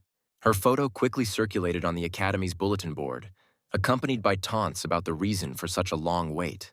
Chris decided that if it was really important, she would come again and wait for him. Meanwhile, the door to the auditorium opened. Teacher Ricardo Miles walked inside, introduced himself to the students, and announced the start of a lesson on understanding instruments. He immediately told everyone to head to the training center, and the last one to arrive would be forced to run 20 laps around the stadium. Immediately after this, the students rushed to the exit, desperately trying to avoid severe punishment. Chris joined the run along with the others, puzzled, as the lesson was expected to be theoretical. However, he still continued to run. Following the crowd, the young man arrived at the wide arena late. As a result, he was given a punishment of 20 laps. He ran, breathing heavily and trying to overcome the growing fatigue. At this point, the students were discussing how weak his body was and wondering how he had even passed the intermediate forging. Ricardo then gathered the students in front of him, explaining that this lesson was originally supposed to be theoretical. It was supposed to be devoted to studying the structure of weapons, but the program was changed for an emergency reason. The reason was the attacks on blacksmiths who created heroic rank fire swords, which were called the Hunt for Blades of Flame. No matter how strong a blacksmith's armor, his body remains the last line of defense. Based on this, Ricardo announced that the new goal of the class was to give students real self-defense skills. After this, the mentor moved on to the practical part. Chris, however, realized the need to be extremely careful to compensate for his severe lack of stamina. The hero then used the properties of the Dark Spider bracelet, a process that significantly enhanced all of his physical characteristics.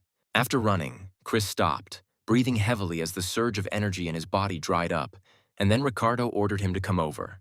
The hero immediately activated the explosive ring. As he walked towards the teacher, he noticed that his physical condition looked much better than he expected. The mentor then raised his sword and said that he wanted him to strike it to test his level of fencing. Chris took the sword and thought, realizing that the bracelet was restricting his movements and preventing him from acting freely. Even though the technique he thought of was imperfect, Chris decided to use it. Then the young man delivered a straight blow with his sword, but the mentor easily blocked it. One of the students remarked that Chris was very slow, but his punch and fighting stance were executed perfectly. Ricardo, however, was amazed by the trajectory of the sword, which was flawless, as if it was wielded by a master who knew exactly his target. However, Chris was in too much of a hurry, and Ricardo decided to point this out to him and move on. And then he suddenly noticed the hero's terrifying gaze. At this moment, the mentor's gaze widened. In his head, he imagined an attack that he could neither block nor avoid. He literally felt the sword piercing him, and these thoughts made him freeze in horror. Ricardo was shocked, wondering how a technical student could instill such fear in him. He was so scared that he began to hallucinate and even imagined the inevitable blow. This prompted him to inquire as to who had taught Chris this style of fencing. Chris then reflected on how he had mastered this skill, which he said took him only 10 minutes of training. He acquired this skill in the past, while paying off a debt to an old man. He didn't have the money to pay for the instrument, so he offered to teach him one technique instead.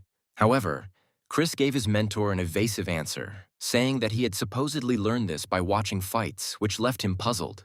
Despite such a vague answer, the mentor suggested that he take up fencing more seriously. Ricardo decided to write him a letter of recommendation for a lecture at the Akarkuf faculty, which specialized in body control. Later that day, Chris headed there, and upon arrival, Chris witnessed a chaotic scene. The teacher kicked out a student, Jake Myers, refusing to teach him anything. The hero couldn't believe his eyes when he learned the professor's identity. It was Kwansu, a retired S-rank hero, Swordbreaker. Chris was surprised, because the old man, whom he knew as a lover of gambling and alcohol, was actually a professor. Chris stepped forward, introducing himself as a first-year forging student and presenting a letter of recommendation from his mentor, Ricardo. Meanwhile, Jake quietly informed the professor that the newcomer was the best student in the Borsippa faculty this year. However, Kwansu didn't seem to show any interest and continued to look at Chris with obvious disdain. Then the teacher suddenly put forward a condition. He said that he would accept him as a student only if he could defeat the young man standing in front of him. After this, the professor announced that there would be only one duel. The winner will be the one who lands a clean hit first. At the sound of the signal, the battle began. Chris immediately assumed a defensive stance. Kwansu understood that she increased her flexibility by abandoning brute physical force. His opponent quickly realized that the best response to such a stance was a direct approach, and so he immediately rushed forward.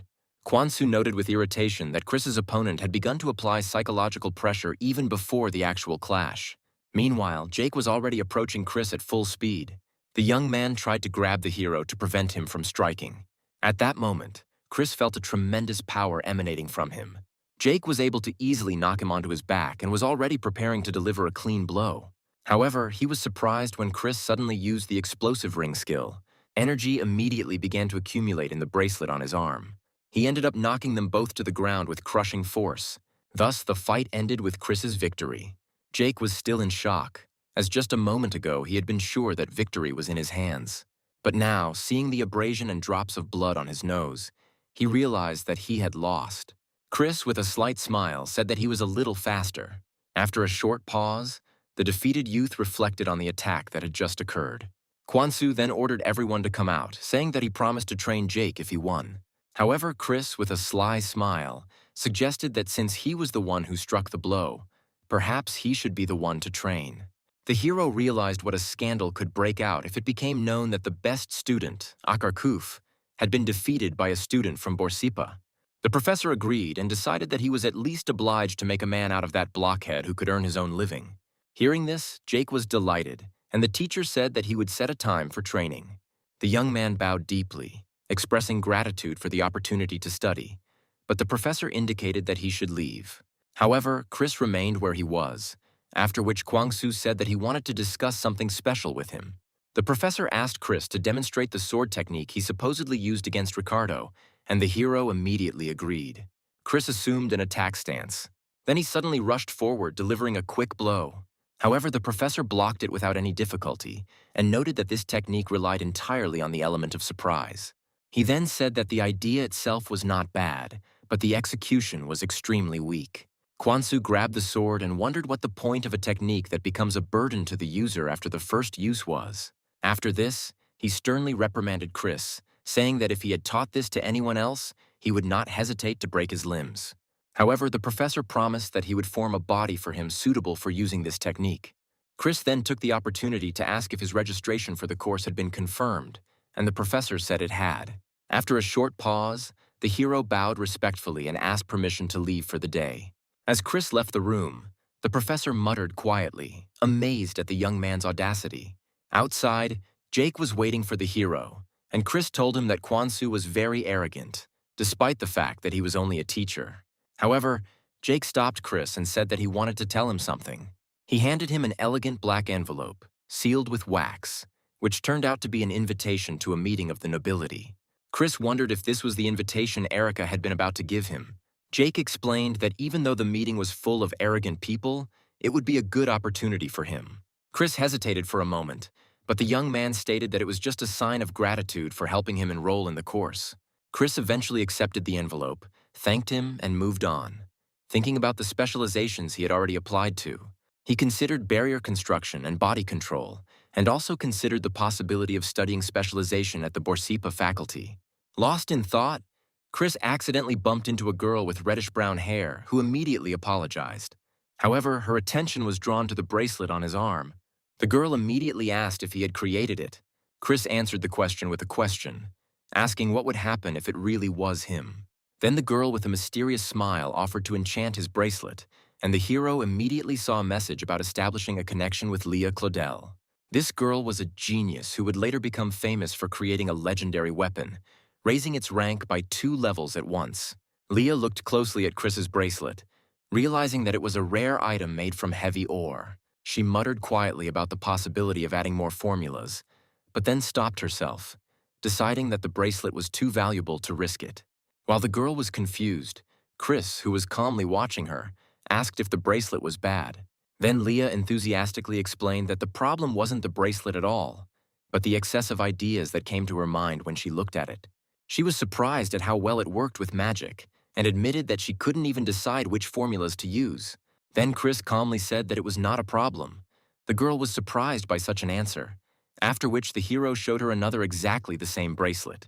Chris added that these bracelets have a resonance effect, and this information caused a storm of delight in the girl. After this, Leah asked him seriously about his identity. In response, Chris introduced himself as a first-year student in the blacksmithing department.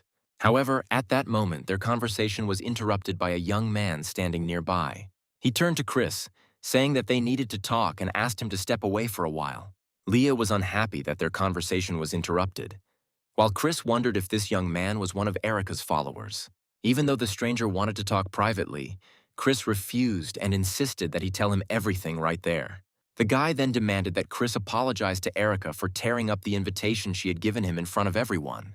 However, Chris calmly said that it was the girl who asked him to do this. The young man claimed that his words could have been true if not for the fact that Chris received another invitation from Myers. Then Chris asked if Erica had sent him. The young man denied this, claiming that he was acting of his own free will. Then Leah intervened, smiling sarcastically. She asked if there was anyone who didn't know that he was just the young master's watchdog. These words angered the young man. He released a powerful dark energy and said that Chris was deceiving himself, thinking that he was someone special. He then reminded them that Babylon was full of those who were far superior to it. However, Chris responded to him mockingly, asking if he was talking about himself. This answer finally infuriated the enemy, and the young man then screamed and unleashed his full attack. She took the form of a ghostly blue monster, which rushed towards the hero and the girl. At that moment, Chris was forced to protect Leah. However, the hero soon realized that the attack was not only made of mana, but was an illusion. That guy uses a real dagger as a conduit to deal physical damage. The young man wondered in amazement how he had been able to recognize this. However, Chris only said indifferently that it didn't matter and grabbed the dagger. With a sly smile, he noted that it looked delicious, and at that moment a window about the activation of gluttonous iron appeared in front of him. The young man shouted that the dagger was worth $1 million, while Chris remarked that the taste was enough to drive one crazy. Chris then counterattacked using the explosive ring technique. He rushed forward and delivered a powerful blow. With just one blow, he knocked his opponent to the ground. When the attacker's magic dissipated, Chris turned to Leah. He asked what activities she could recommend to him. The girl thought for a moment, after which she suggested that he enroll in classes at the magic faculty. Meanwhile, the guy was walking down the alley, staggering and not believing that the freshman could compete with him on equal terms at such a level. Suddenly, Erica appeared in front of him and asked him to show her the dagger. The young man was amazed by her appearance and wondered from what point she had been watching what was happening. He handed her the dagger in confusion. Looking at him, the girl said that he should not tell her brother about what happened, since she herself would notify the head of the family. Erica immediately noticed the anti-theft spell engraved on the dagger, which was expected for a guide weapon. However, she wondered if Chris had developed a counter skill based on Professor Robert's theory and her own magic. Meanwhile, Chris studied the set of daggers. He came to the conclusion that its efficiency in improving techniques was not inferior to S rank. Suddenly, a window appeared in front of him informing him that a connection had been established with Erica Inoue, which surprised him. Chris realized that the girl had been watching him during his fight, but he didn't pay any attention to it, considering the daggers a worthy compensation. He noted that, despite their primitiveness, they can be useful when interacting with the thread of the Black Spirit. Chris, meanwhile, was bored listening to Charles. Although he expected a lot, in the end he had to listen to theories that he already knew by heart. Then the professor announced the beginning of the practical part of the lesson. He explained that even if the metal remains the same, its shape can change depending on the structure of the mana within it. It is precisely these applications of shape transformation that determine the diversity and capabilities of weapons. For this reason, the teacher emphasized the importance of the blacksmith understanding the hidden potential of the metal he works with. After that, he announced that on this day they would practice metal transformation using an iron alloy. The students were first tasked with manipulating the mana structure to create a rift and then returning it to its original state. Charles also warned that the alloy had been modified to be particularly sensitive to transformations.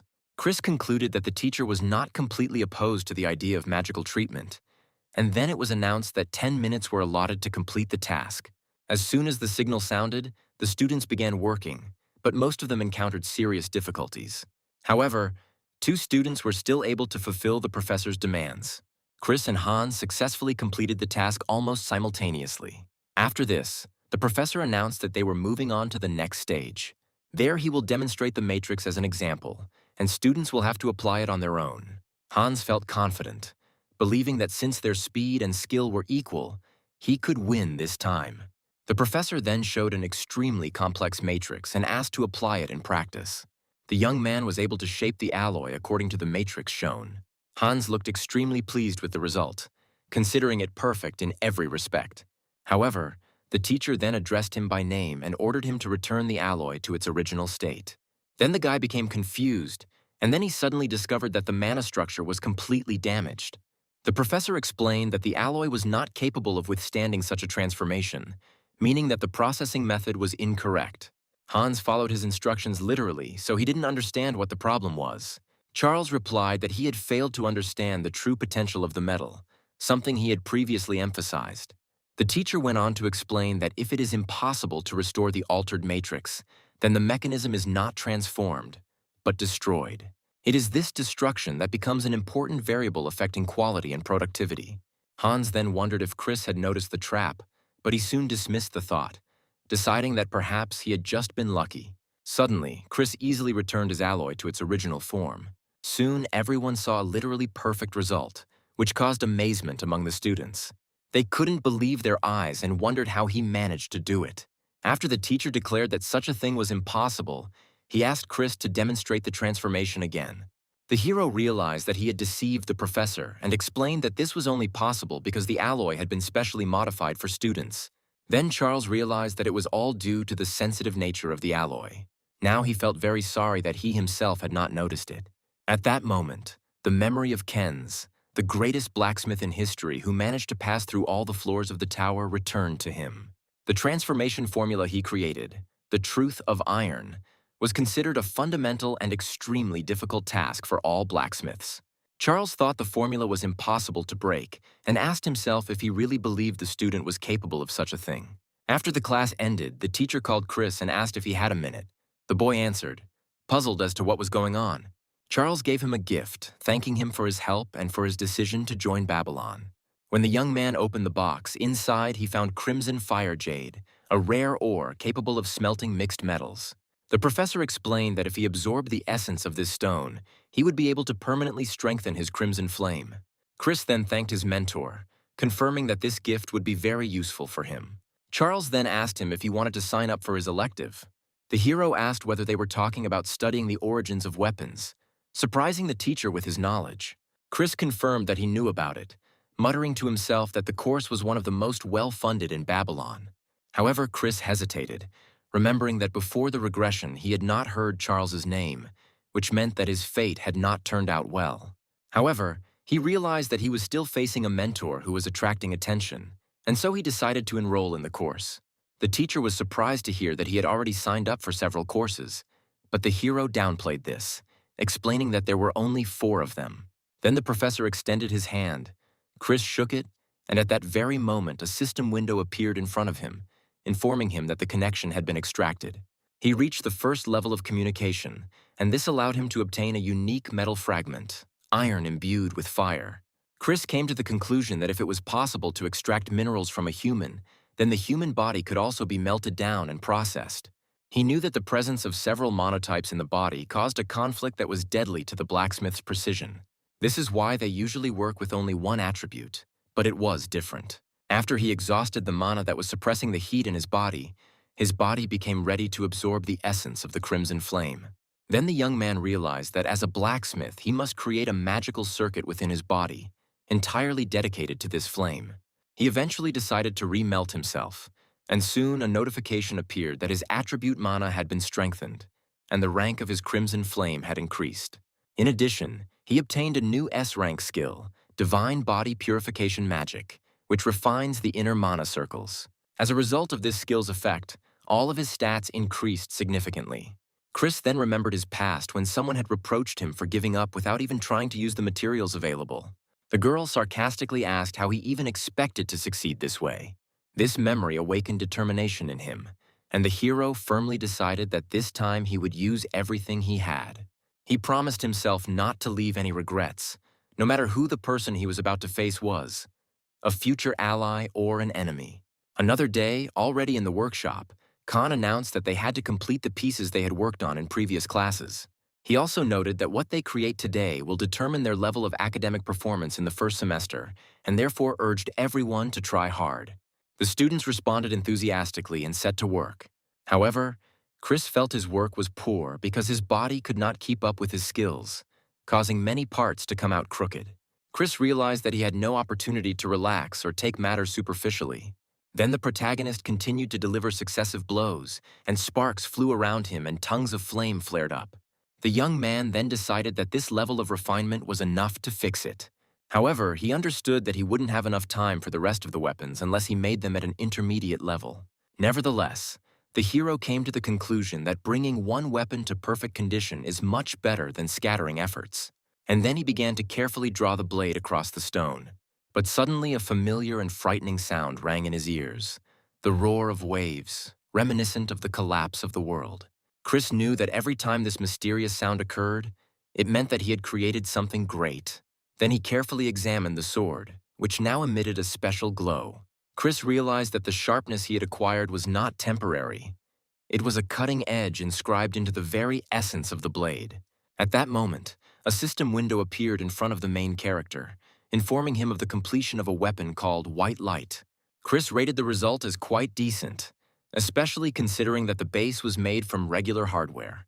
Then the young man smiled, feeling how his skills and experience, which he had possessed before the regression, were gradually returning to him. On the other hand, some students complained about the weight of their weapons and the difficulty of the task. The next morning, Saturday, Chris met Leah at one of the outdoor cafes on campus. The hero explained that he was curious to learn the basics of her work, but she said that her personal workspace was more private. Then they walked away from the city together, causing the young man to wonder in surprise if this place was too far away. They soon reached a wooden house with a sign indicating that it was Akarkuf's workshop. As soon as they entered, Leah called loudly to her grandmother, announcing her return. In response, the elderly woman holding the frying pan turned around sharply and said that she was not deaf. Then the old woman looked closely at Chris and asked her granddaughter if he was really her boyfriend. Leah introduced him as the best student of the Borsippa faculty, and the old woman declared that Babylon had fallen into decay. She then introduced herself as Helena, and Chris responded with a polite greeting and said that he was a first-year student in the forging department. Then Helena ordered her granddaughter not to waste time and start working, because due to the new students, they had a lot of work to do this week. Then the elderly woman said she was glad to see them and pointed towards the workshop. Chris noticed the quality of the tools and concluded that this woman's skills were much higher than he expected. He then wondered why she was running a hardware store in such a secluded place. Leah then drew his attention to the makeup palette and explained that the colored powders in it were made from crushed monostones. Chris looked at the palette, remembering that the standard was usually limited to 8 colors, whereas she used a much wider range. He clarified whether he understood correctly that her task was to restore damaged magical formulas with the help of these powders. Leah confirmed that this was the case and explained that this type of work allowed her to earn money and practice magic at the same time. Then the girl took a brush and dipped it into the glowing gold powder. After Leah began to apply the magic formula to the back of the frying pan, a glowing magic circle formed there. Chris remembered at that moment that he had come here because in his past life, he had heard about the stagnation and decline of the magic faculty.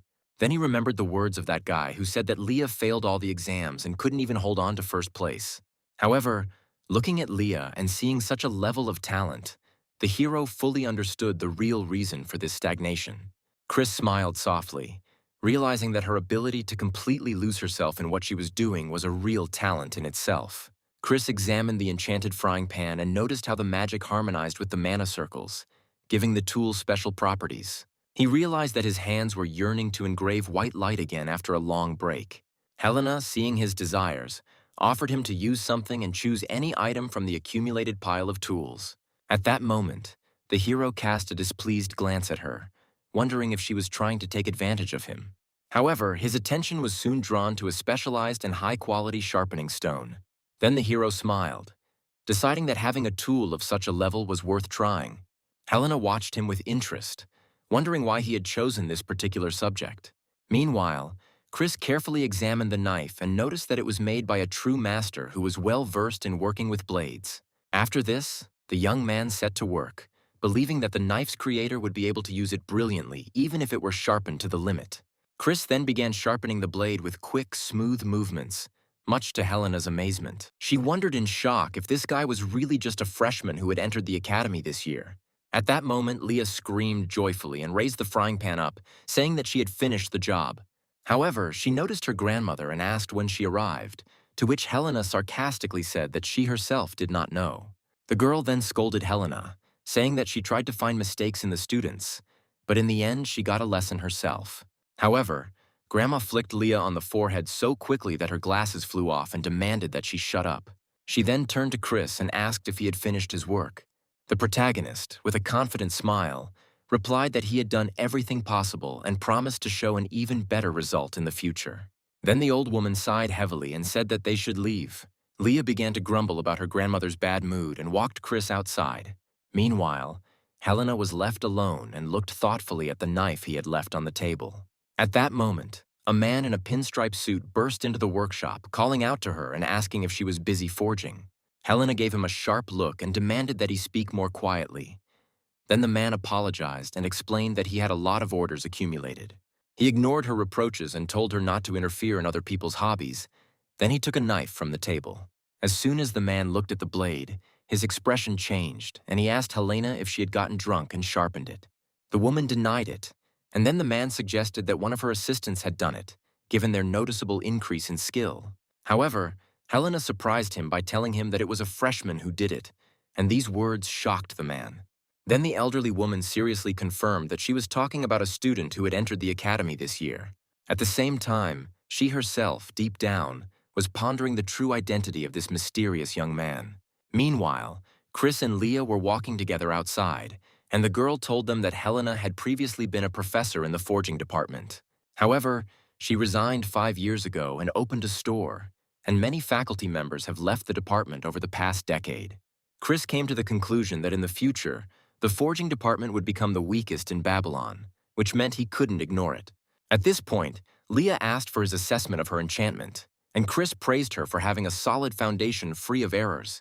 The girl laughed sheepishly, but the hero unexpectedly pointed out directly that her thinking was narrow and limited.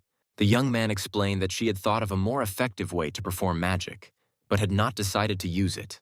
Chris said that ignorance can be removed by education, but the real problem is having knowledge without applying it. He also confirmed that the creator's imagination is his main weapon and talent, and that she suppresses this talent within herself. Leah bitterly recalled her past failures and justified herself by admitting that she understood this. Meanwhile, Chris took out his tool and began to explain his idea in practice, saying that she should concentrate carefully.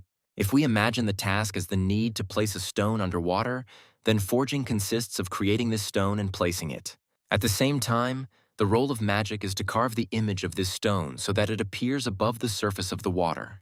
He then demonstrated this in practice, and this spectacle caused Leah great amazement and admiration. Chris explained to Leah that the real enhancement was not given to the weapon's appearance, but was embedded deep within its internal structure. The hero then added that if one layer is not enough, magic can be divided into several layers. The next moment, the young man threw the knife forward with a sharp movement and it pierced the air, creating a shockwave. The blade pierced the tree trunk, and a white, cutting flash of energy erupted from it after the crimson ring. Chris noted to himself that what he had demonstrated could not be called full-fledged magic, but it was quite sufficient. Leah was lost in thought, and the hero was finally convinced that geniuses always find a way to develop even in moments of doubt. Suddenly, the girl broke the silence and demanded that he lend her the knife. She began to shake him, begging and promising that she would reforge him properly and return him back. Yielding to her persistence, Chris calmly handed her a whole set of knives, saying that she could have them all. Then Leah literally jumped with joy, expressing gratitude and even declaring that she adored Chris. At that moment, a system window appeared in front of Chris, informing him that the first-level connection with Leah Claudel had been extracted. The hero only smiled to himself, amazed by her youthful energy, overflowing with vitality. Later, in the arena stands, Chris waited for the event to begin, thinking that today would finally be his meeting with one of the 3 dogs. At that moment, his thoughts were interrupted by Erica, who was standing right behind him, and the hero then asked what she was doing. The girl, with a completely emotionless expression on her face, said that she was following him, and Chris asked if she would leave if he asked her to. She immediately agreed, but added that in that case she would simply observe him from a close distance. Eventually, the protagonist relented and invited her to go inside together, while the system displayed the materials he had received through connections. The first was a 4-pointed stone obtained from Erica, capable of correcting the damaged internal structure of mana. The second was a composite burst from Leah, which enhanced the potential of mixed materials to the limit. Meanwhile, the presenter welcomed the new students and announced that a classification battle would take place today. She introduced herself as Renee, the youngest professor in the martial arts department.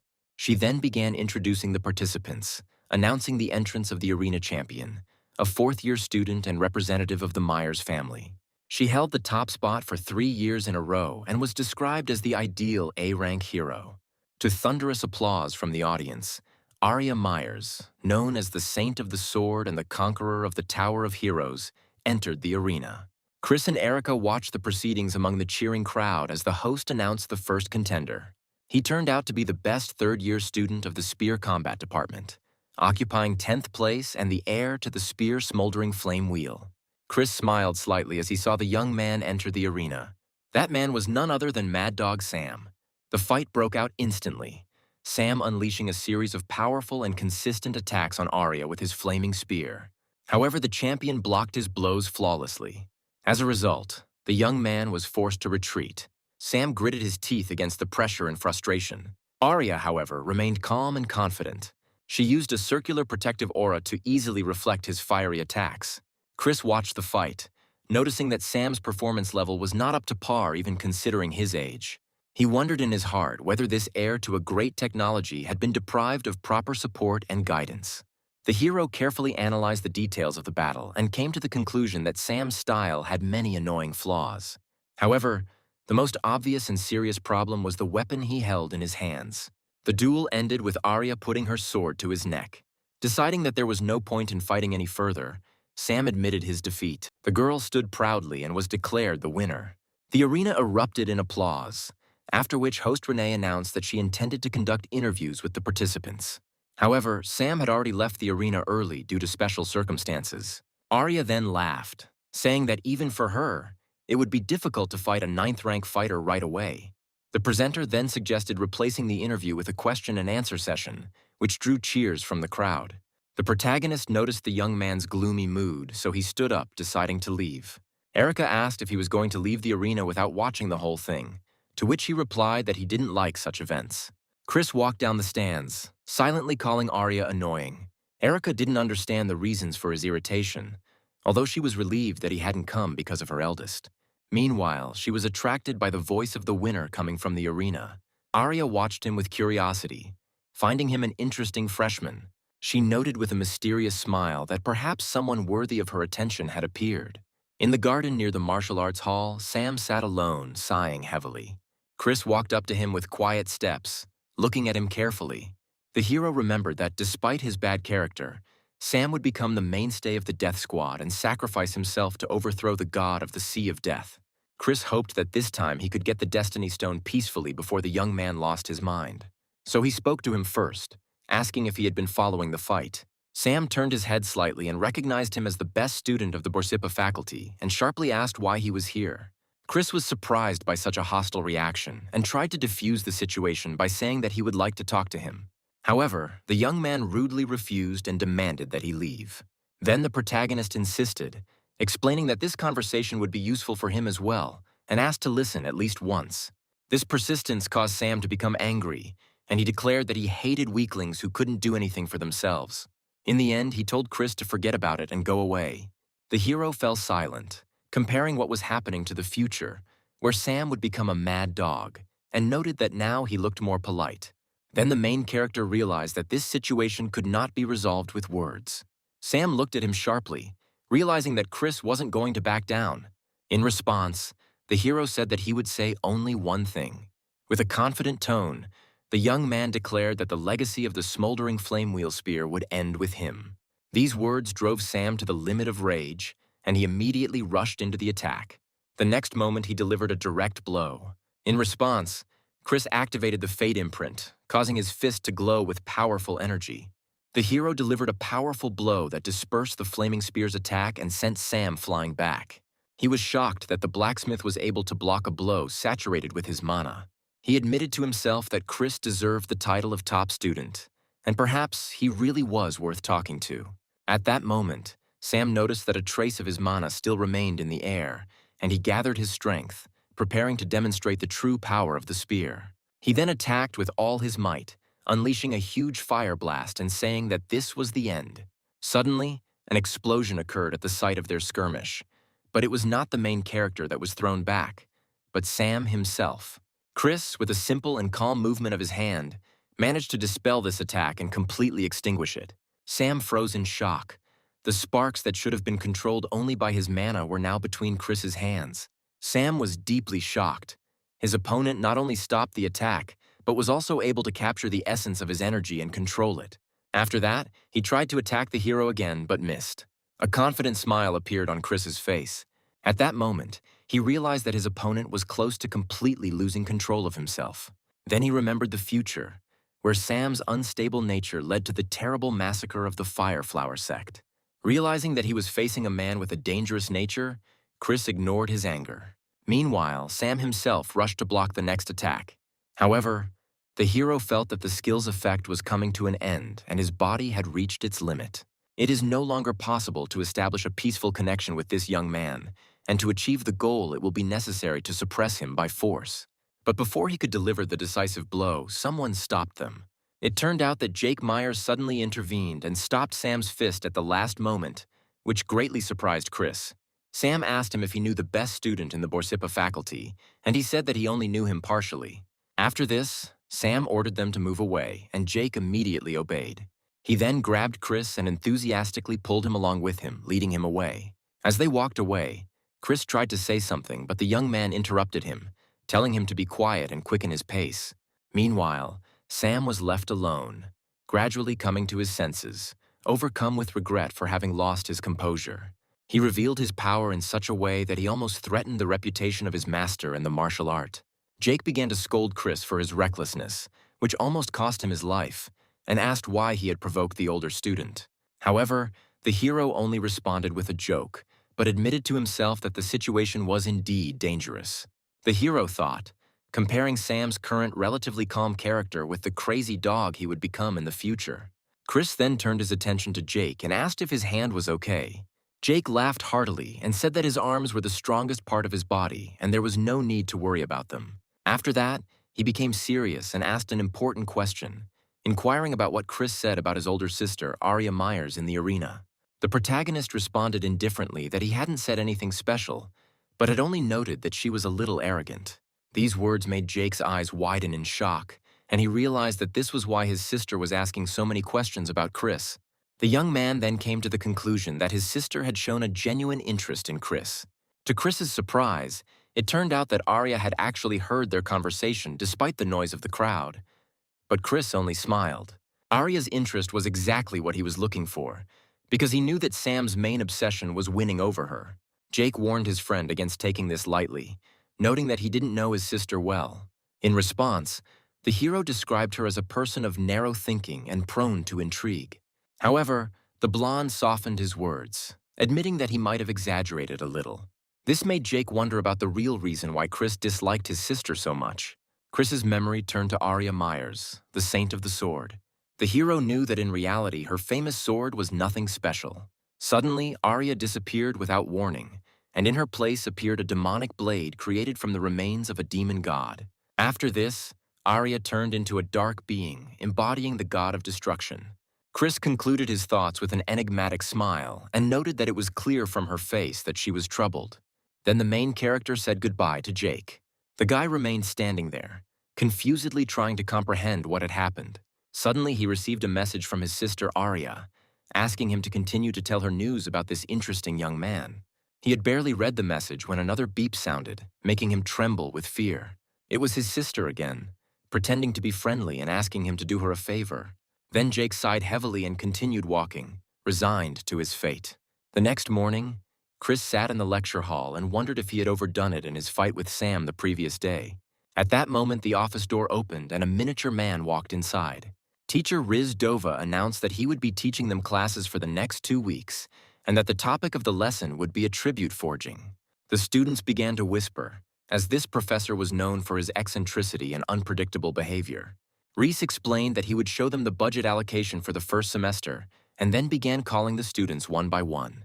He finally named Chris, while the others expected his budget to be at least 3 times their own. However, the teacher suddenly announced that his budget had not yet been determined, which left Chris puzzled. Reese explained that the level of craftsmanship in his work was extremely high, which is why it was chosen to be displayed at auction. Then the protagonist thought that this could be part of Vice Dean Michael's plan against him. However, he soon calmed down, deciding that Professor Charles would have stopped it if there had been a real problem. Reese then announced that the topic of the class was residual mana, and reported that one of the students had volunteered to help with the explanation. After this, he invited his assistant to come in, and everyone was surprised when Sam, a third-year student of the spearfighting department, entered the classroom. The students were amazed that he would help in their class, but Reese pointed out that they should show the same interest in their studies. After a brief introduction, he asked us to focus on the basic concepts before moving on to practice. The teacher then began his explanation, clarifying that the residual mana when creating a weapon manifests itself in 2 main forms.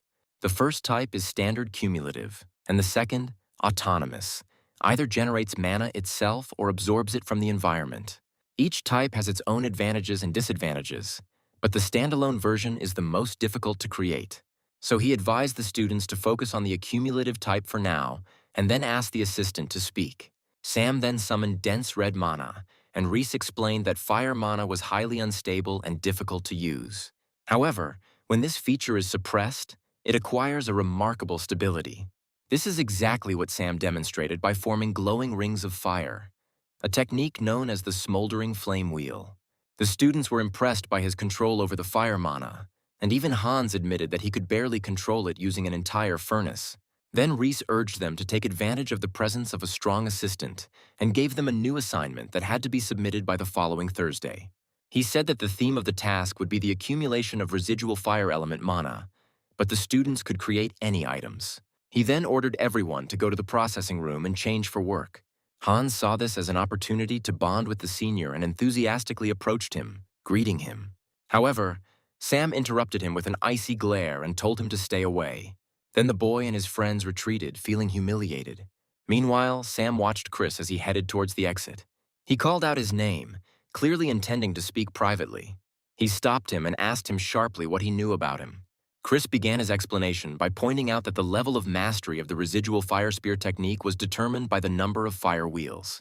The hero added that Sam controlled 3 wheels with ease, but if he had put in all his effort, he could have held 6 at the same time.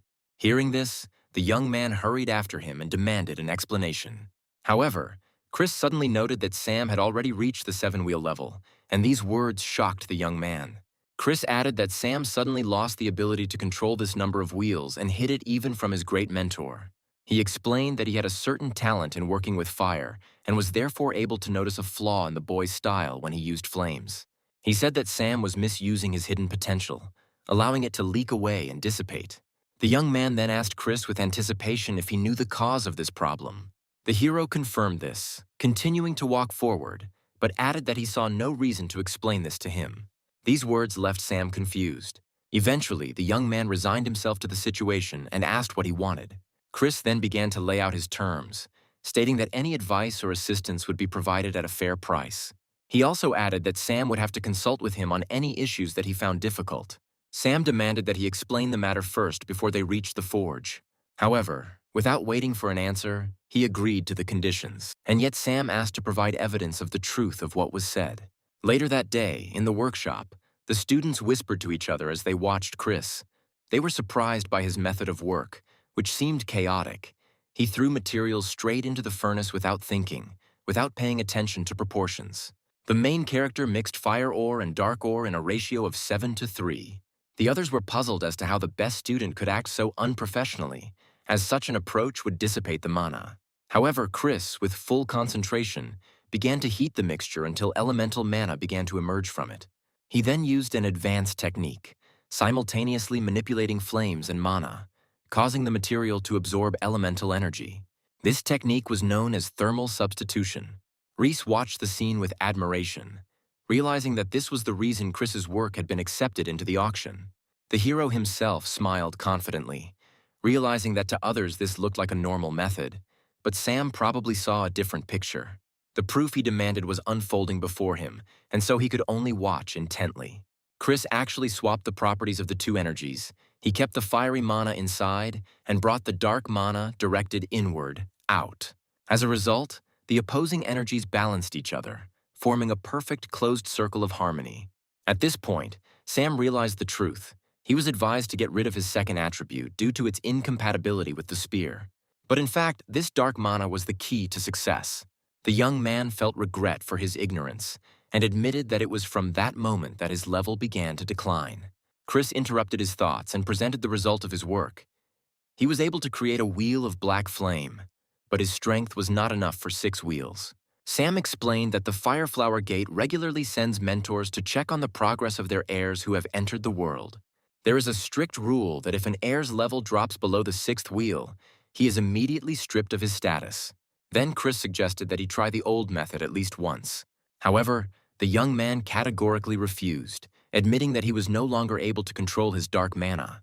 Chris asked when the inspecting mentor would arrive, and Sam, with a heavy sigh, replied that it would happen the next day. Then Chris thought about the young man's situation. If he lost his status as heir, he would be immediately expelled from the academy. This prompted him to look for a solution that could be implemented in just one day. The hero then turned to him and asked him directly if he was ready to do anything to maintain his position. Sam answered confidently that he was ready.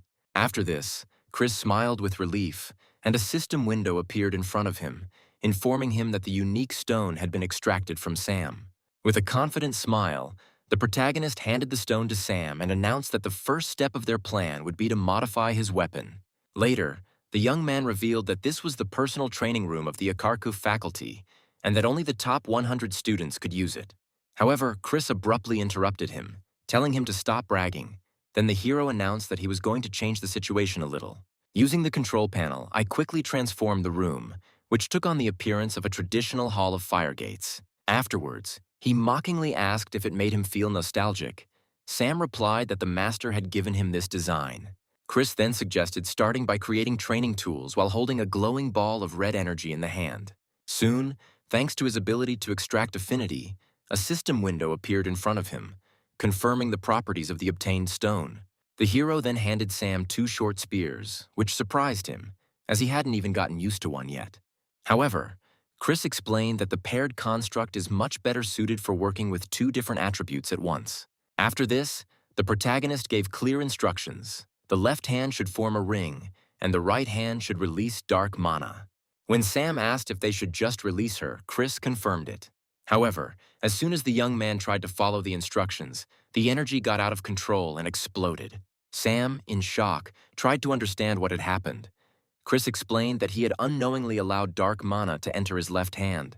Overlaying multiple types of mana is fine in itself. The problem is the chaos that causes the energies to interfere with each other. He added that the reason was that Sam had been trying to suppress the dark mana all this time instead of combining it with the fire mana. But he assured Sam that once he got used to using both powers at the same time, achieving the 6 rings would be an easy task for him. After this, the hero gave him special equipment to continue training, and Sam was impressed with the equipment he received. After 3 hours of intense training, he was already fighting using 2 spears while in a whirlwind of fire and dark energy. Chris watched him with approval, noting the speed of his adaptation. The hero considered this to be entirely logical, since this style of training was developed by him in the future. He then decided to test the limits of the young man's talent in the past, and began to carefully analyze every detail of his movements. He examined his breathing, the work of his muscles, the shift in his center of gravity, as well as the waves of mana in his body and escaping through his palms. When Sam asked why he was staring so intently, Chris calmly replied that he was collecting data. The protagonist then explained that he needed this data to create the weapon he would use. However, he warned the young man not to get his expectations too high, as it was only a side project for an academic assignment. In response, Sam noted with irony that he didn't expect much from equipment created by a first-year student. After that, Chris changed the subject and asked why he was so obsessed with maintaining his status as heir. After a short pause, the young man revealed the real reason. His mentor wanted him to become the next head of the sect. Sam explained that as a student, he was only carrying out his will. This mentor was an S-rank hero and the first leader of the Flame Gate, who once adopted an orphaned youth. Despite rumors that he had lost influence after the injury, Chris understood that this man had absolute power over Sam. At that moment, while Chris was thinking that they should improve their relationship, the system window showed that their connection level had reached the 3rd level. And then Sam interrupted his thoughts, asking him directly why he was helping him. Chris then replied that the reason was the 6 great demonic worlds. These are places swallowed by a chaotic swamp and teeming with monsters. He revealed his plan to infiltrate each of these worlds, and to do this he would need people as well as materials to create weapons. If Sam becomes the next head of the Gates of Flame, he will have the skills and resources needed to support them. But he noted that he shouldn't think that he was going to help him out of the kindness of his heart. Sam acknowledged the truth of these words, because any help comes at a price. And then he made a counteroffer. He asked Chris to help him become the head of the gate, promising to follow him in return. And then Chris remembered a scene from his past life. In his past life, Sam only asked him to create a weapon, while he himself took on the destruction of the demon god. Remembering this, the hero smiled. He then took out the red-black affinity stone and asked him if he was sure of his decision and if he would regret it. Chris, with an almost demonic smile, declared that he would make him the head of the sect, even if he himself did not want it. The next day, in the dueling hall, a man in traditional uniform met Sam, addressing him as young master. It was Xander, the mentor of the 7 rings of the Flame Gate. Sam inquired about the identity of the people accompanying him, and Xander explained that they were disciples personally chosen by the head of the sect. Then, with a sly smile, he added that Sam was the most talented after the future head of the sect. However, he abruptly interrupted him, reminding him that the next chapter had not yet been determined, and demanded that he watch his words. Xander then apologized, citing a slip of the tongue, and offered to begin assessing his abilities. The young man refused, after which he confidently stated that he intended to apply for promotion to the level of the 7 rings. These words shocked the mentor, who privately doubted how someone who only knew training could dare to claim the post of head. Xander remembered the man's instructions, who told him to deal with Sam if he was summoned to the level of the 7 rings and promised to settle everything. The mentor reminded that the duel with the instructor begins precisely at the level of the 7 rings, but Sam said that he talks too much. These words angered Xander, who ordered his spear to be brought and announced that the test would be conducted in a duel. Such a duel was a direct clash of strength, where the one whose ring of fire was stronger would win. After the start of the fight was announced, Sam took an offensive stance. The mentor mocked his double spears, calling this style primitive. Xander chided him, wondering if he had forgotten the sect leader's words about suppressing the Dark Star's demonic power. He declared that such crude fires were no match for the true flame. In response, Sam confidently said that the result would be obvious in battle, and Xander threatened that he would regret it. Immediately after this, the battle began rapidly. The opponents exchanged powerful and consistent blows. Sam demonstrated the full power of his flame to the arrogant man. The mentor was shocked by the power of Sam's attacks. He felt that his fire dragon was not just being suppressed, but literally being torn apart. And then Xander suddenly heard his weapon start to crackle strangely. As a result, the young man managed to destroy his opponent's spear. Xander fell to his knees, defeated and shocked. Sam stood confidently with the new weapon in his hands, asking if he still considered his style rough.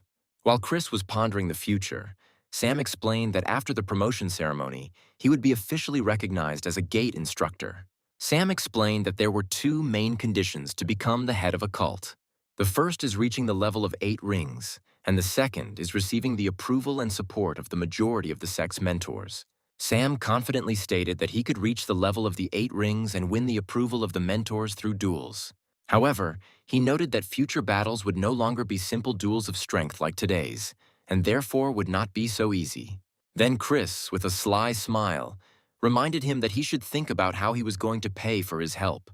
Sam asked for clarification on what exactly was required, promising to provide everything, be it money or materials, within reasonable limits. However, the young man unexpectedly added that he had one more request, surprising Chris with his persistence. Sam looked at the weapon in his hands, acknowledged its quality, but noted that it was only a temporarily borrowed copy. He wondered what kind of legendary spear Chris would create next, even if this weapon was only made in a few hours. With a chuckle, Sam pointed the spear at Chris's back as he walked away, saying that next time he would receive a more practical weapon. The story then shifts to a crowded auction room where spectators gathered to await the start of the event. Soon, the host came on stage and announced the start of a regular auction dedicated to the works of second-year students of the forging department. Chris was in the audience, dressed according to Charles's advice on the importance of appearance, and Eric sat next to him in traditional dress. The hero realized that being the center of attention made it more difficult for his opponents to openly plot against him. Chris glanced at Vice Dean Michael and wondered what plan he was developing to take control of the forging department. The presenter demonstrated a material that was both soft as silk and strong as metal, resistant to cutting impacts. To prove this, the assistant struck the cloth with a powerful blow with his sword, but it remained undamaged. The blade was unable to cut through it and even received damage. Moreover, the sword itself was destroyed by the force of the blow. The presenter explained that this method identifies swords whose creators sacrifice strength for increased cutting ability. After this, the first sword, the work of student Joseph, was presented. Chris watched the proceedings with interest, noting that such a rigorous check indicated serious preparation. He explained that the white tiger's properties are often misinterpreted as if its body were a strong shield, but in reality, it is more complex. Each part of its body has its own characteristics, and its fur, in particular, is capable of imitating the sharpness of metal weapons. Chris understood that this was a carefully planned and open trap aimed against him and Professor Charles. Meanwhile, the sound of the auction hammer rang out in the hall, announcing the sale of sword number 25 for 4,000,000 won. Finally, the host announced that it was the last lot's turn and suggested that the quality check of the white light sword begin. The assistant raised his sword and struck the fabric with all his might, and at the moment of contact, a powerful white aura erupted from the blade. The spectators, including teachers and administrators, watched the event in complete amazement. What happened left everyone perplexed and shocked by what they saw and unable to understand how this weapon could have withstood the test. The sword remained completely intact, shining with a pure white light and completely ignoring the destructive properties of the fabric. When the hero realized that they had failed to set him up, he immediately rose from his seat. Addressing the presenter and the audience, he asked for the opportunity to briefly explain what had happened. Normally, a sword focused on sharpness would easily break on a Sogimpo, but the white light sword gathers the mana scattered in the air and condenses it onto the blade like a fine edge. It was absolutely normal that the audience did not feel it. They would have felt almost no mana. Its density is not high enough to be called sword chi, but since it is too sharp for a light source, it is considered an aura of sharpness. And then Erica realized that that phenomenon was also because of this aura. Chris confirmed her words, saying that when identical auras collide, they cause resonance, not mutual destruction. And using this, he could do something interesting. The hero cut through the high-class four-pointed stone with his sword in an instant. Now he felt that the chaotically fluctuating mana was gradually becoming orderly. All that needed to be added was a clearly defined path. When everything was ready, the sword glowed with bright energy, and its rank was upgraded to epic before the eyes of the audience. Once the transformation was complete, Chris realized that his guess was correct. The blade could not be sharpened with a whetstone. But now he had obtained a simple skill that strengthened the aura of sharpness, and the dream rank had risen from rare to epic. Chris asked the host to reflect this in the starting price, and the shocked man changed the price from 1,000,000 won to 5,000,000 won. The hero knew that the equipment created by the best student of the faculty was now attracting everyone's attention. In addition, it is an upgraded item whose rank has been raised from rare to epic. The audience understood that this was new material for research, so in the blink of an eye, they raised the price to 100 million. Jake Myers also decided to participate in the auction and offered a whopping 200 million. But Erica quickly outbid him, offering 210 million. The presenter only fueled their excitement, and soon the price for the sword rose to 310 million. Chris was horrified when he realized that this was the same high society that just throws money around. And then suddenly a woman entered the room, interrupting all the proposals at once, since she herself was ready to give 600 million. Jake realized with horror that he had failed to fulfill his sister's request to buy back the weapon at any cost. As it turned out, that woman was Dean Rebecca herself, who showed up like a whale at a shrimp fight. Both Jake and Erica were devastated because they couldn't beat that price. The presenter also froze in horror upon hearing such a huge sum. But in the end, he announced that the white light sword had been sold to Rebecca for 600 million. Professor Charles was more than pleased with this outcome of events. Soon the hero went to the dean's office, where he checked his bank account, which had already been replenished with 600 million. He happily confirmed to Rebecca that the entire amount had arrived on his card. Chris then asked how she planned to use the sword, and the girl said that she planned to go into a dangerous area and test it. She explained that she felt sorry to use such an object simply for training. Chris said he would like to try it out and asked if she had chosen a location, suggesting that she look at the Invol Mountains. Rebecca said that this place was chosen for the first internship for freshmen, but Chris still insisted. The dean still thought that this would be wrong, but then Chris offered to make any weapon for her in return. Without wasting a second, Rebecca grabbed the calendar, already preparing to set a convenient date for the hero. They eventually agreed to meet next week, but Chris knew it was really just an excuse. He thought of the conqueror of the peaks, Jürgen Kruger, chairman of the board of the leading plague corporation and the most powerful necromancer. One of the artifacts he lost after the attack of the Pandemonium demons is hidden on Mount Invol. Meanwhile, Jake returned with disappointing news to his sister. She realized that her brother had never been able to get that sword in the end. Jake asked her for forgiveness, but Arya said that it didn't matter anymore.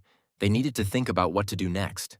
She remembered that she and Chris attended the same classes, Professor Kwansu's body control course. Arya asked to find a moment and ask Chris, and if he decides this matter, then she will talk to her father about the inheritance ceremony. However, she mentioned that at this rate, Jake would soon be displaced from his position as the top graduate. Arya was sure that her brother himself was well aware of this. She was about to continue, but Jake interrupted her and said that he understood everything. Whatever method he had to use, he promised that he would definitely get the sword from Chris. Arya laughed in response and told him that he shouldn't interrupt his Nuna when she was speaking, and the guy quickly apologized. Then the girl, smiling, asked to bring her this sword. She stressed that she must get it at any cost. Arya thought back to that incident in the arena when Chris said she irritated him. It seemed strange to her that this guy could achieve the point where she felt irritation towards him.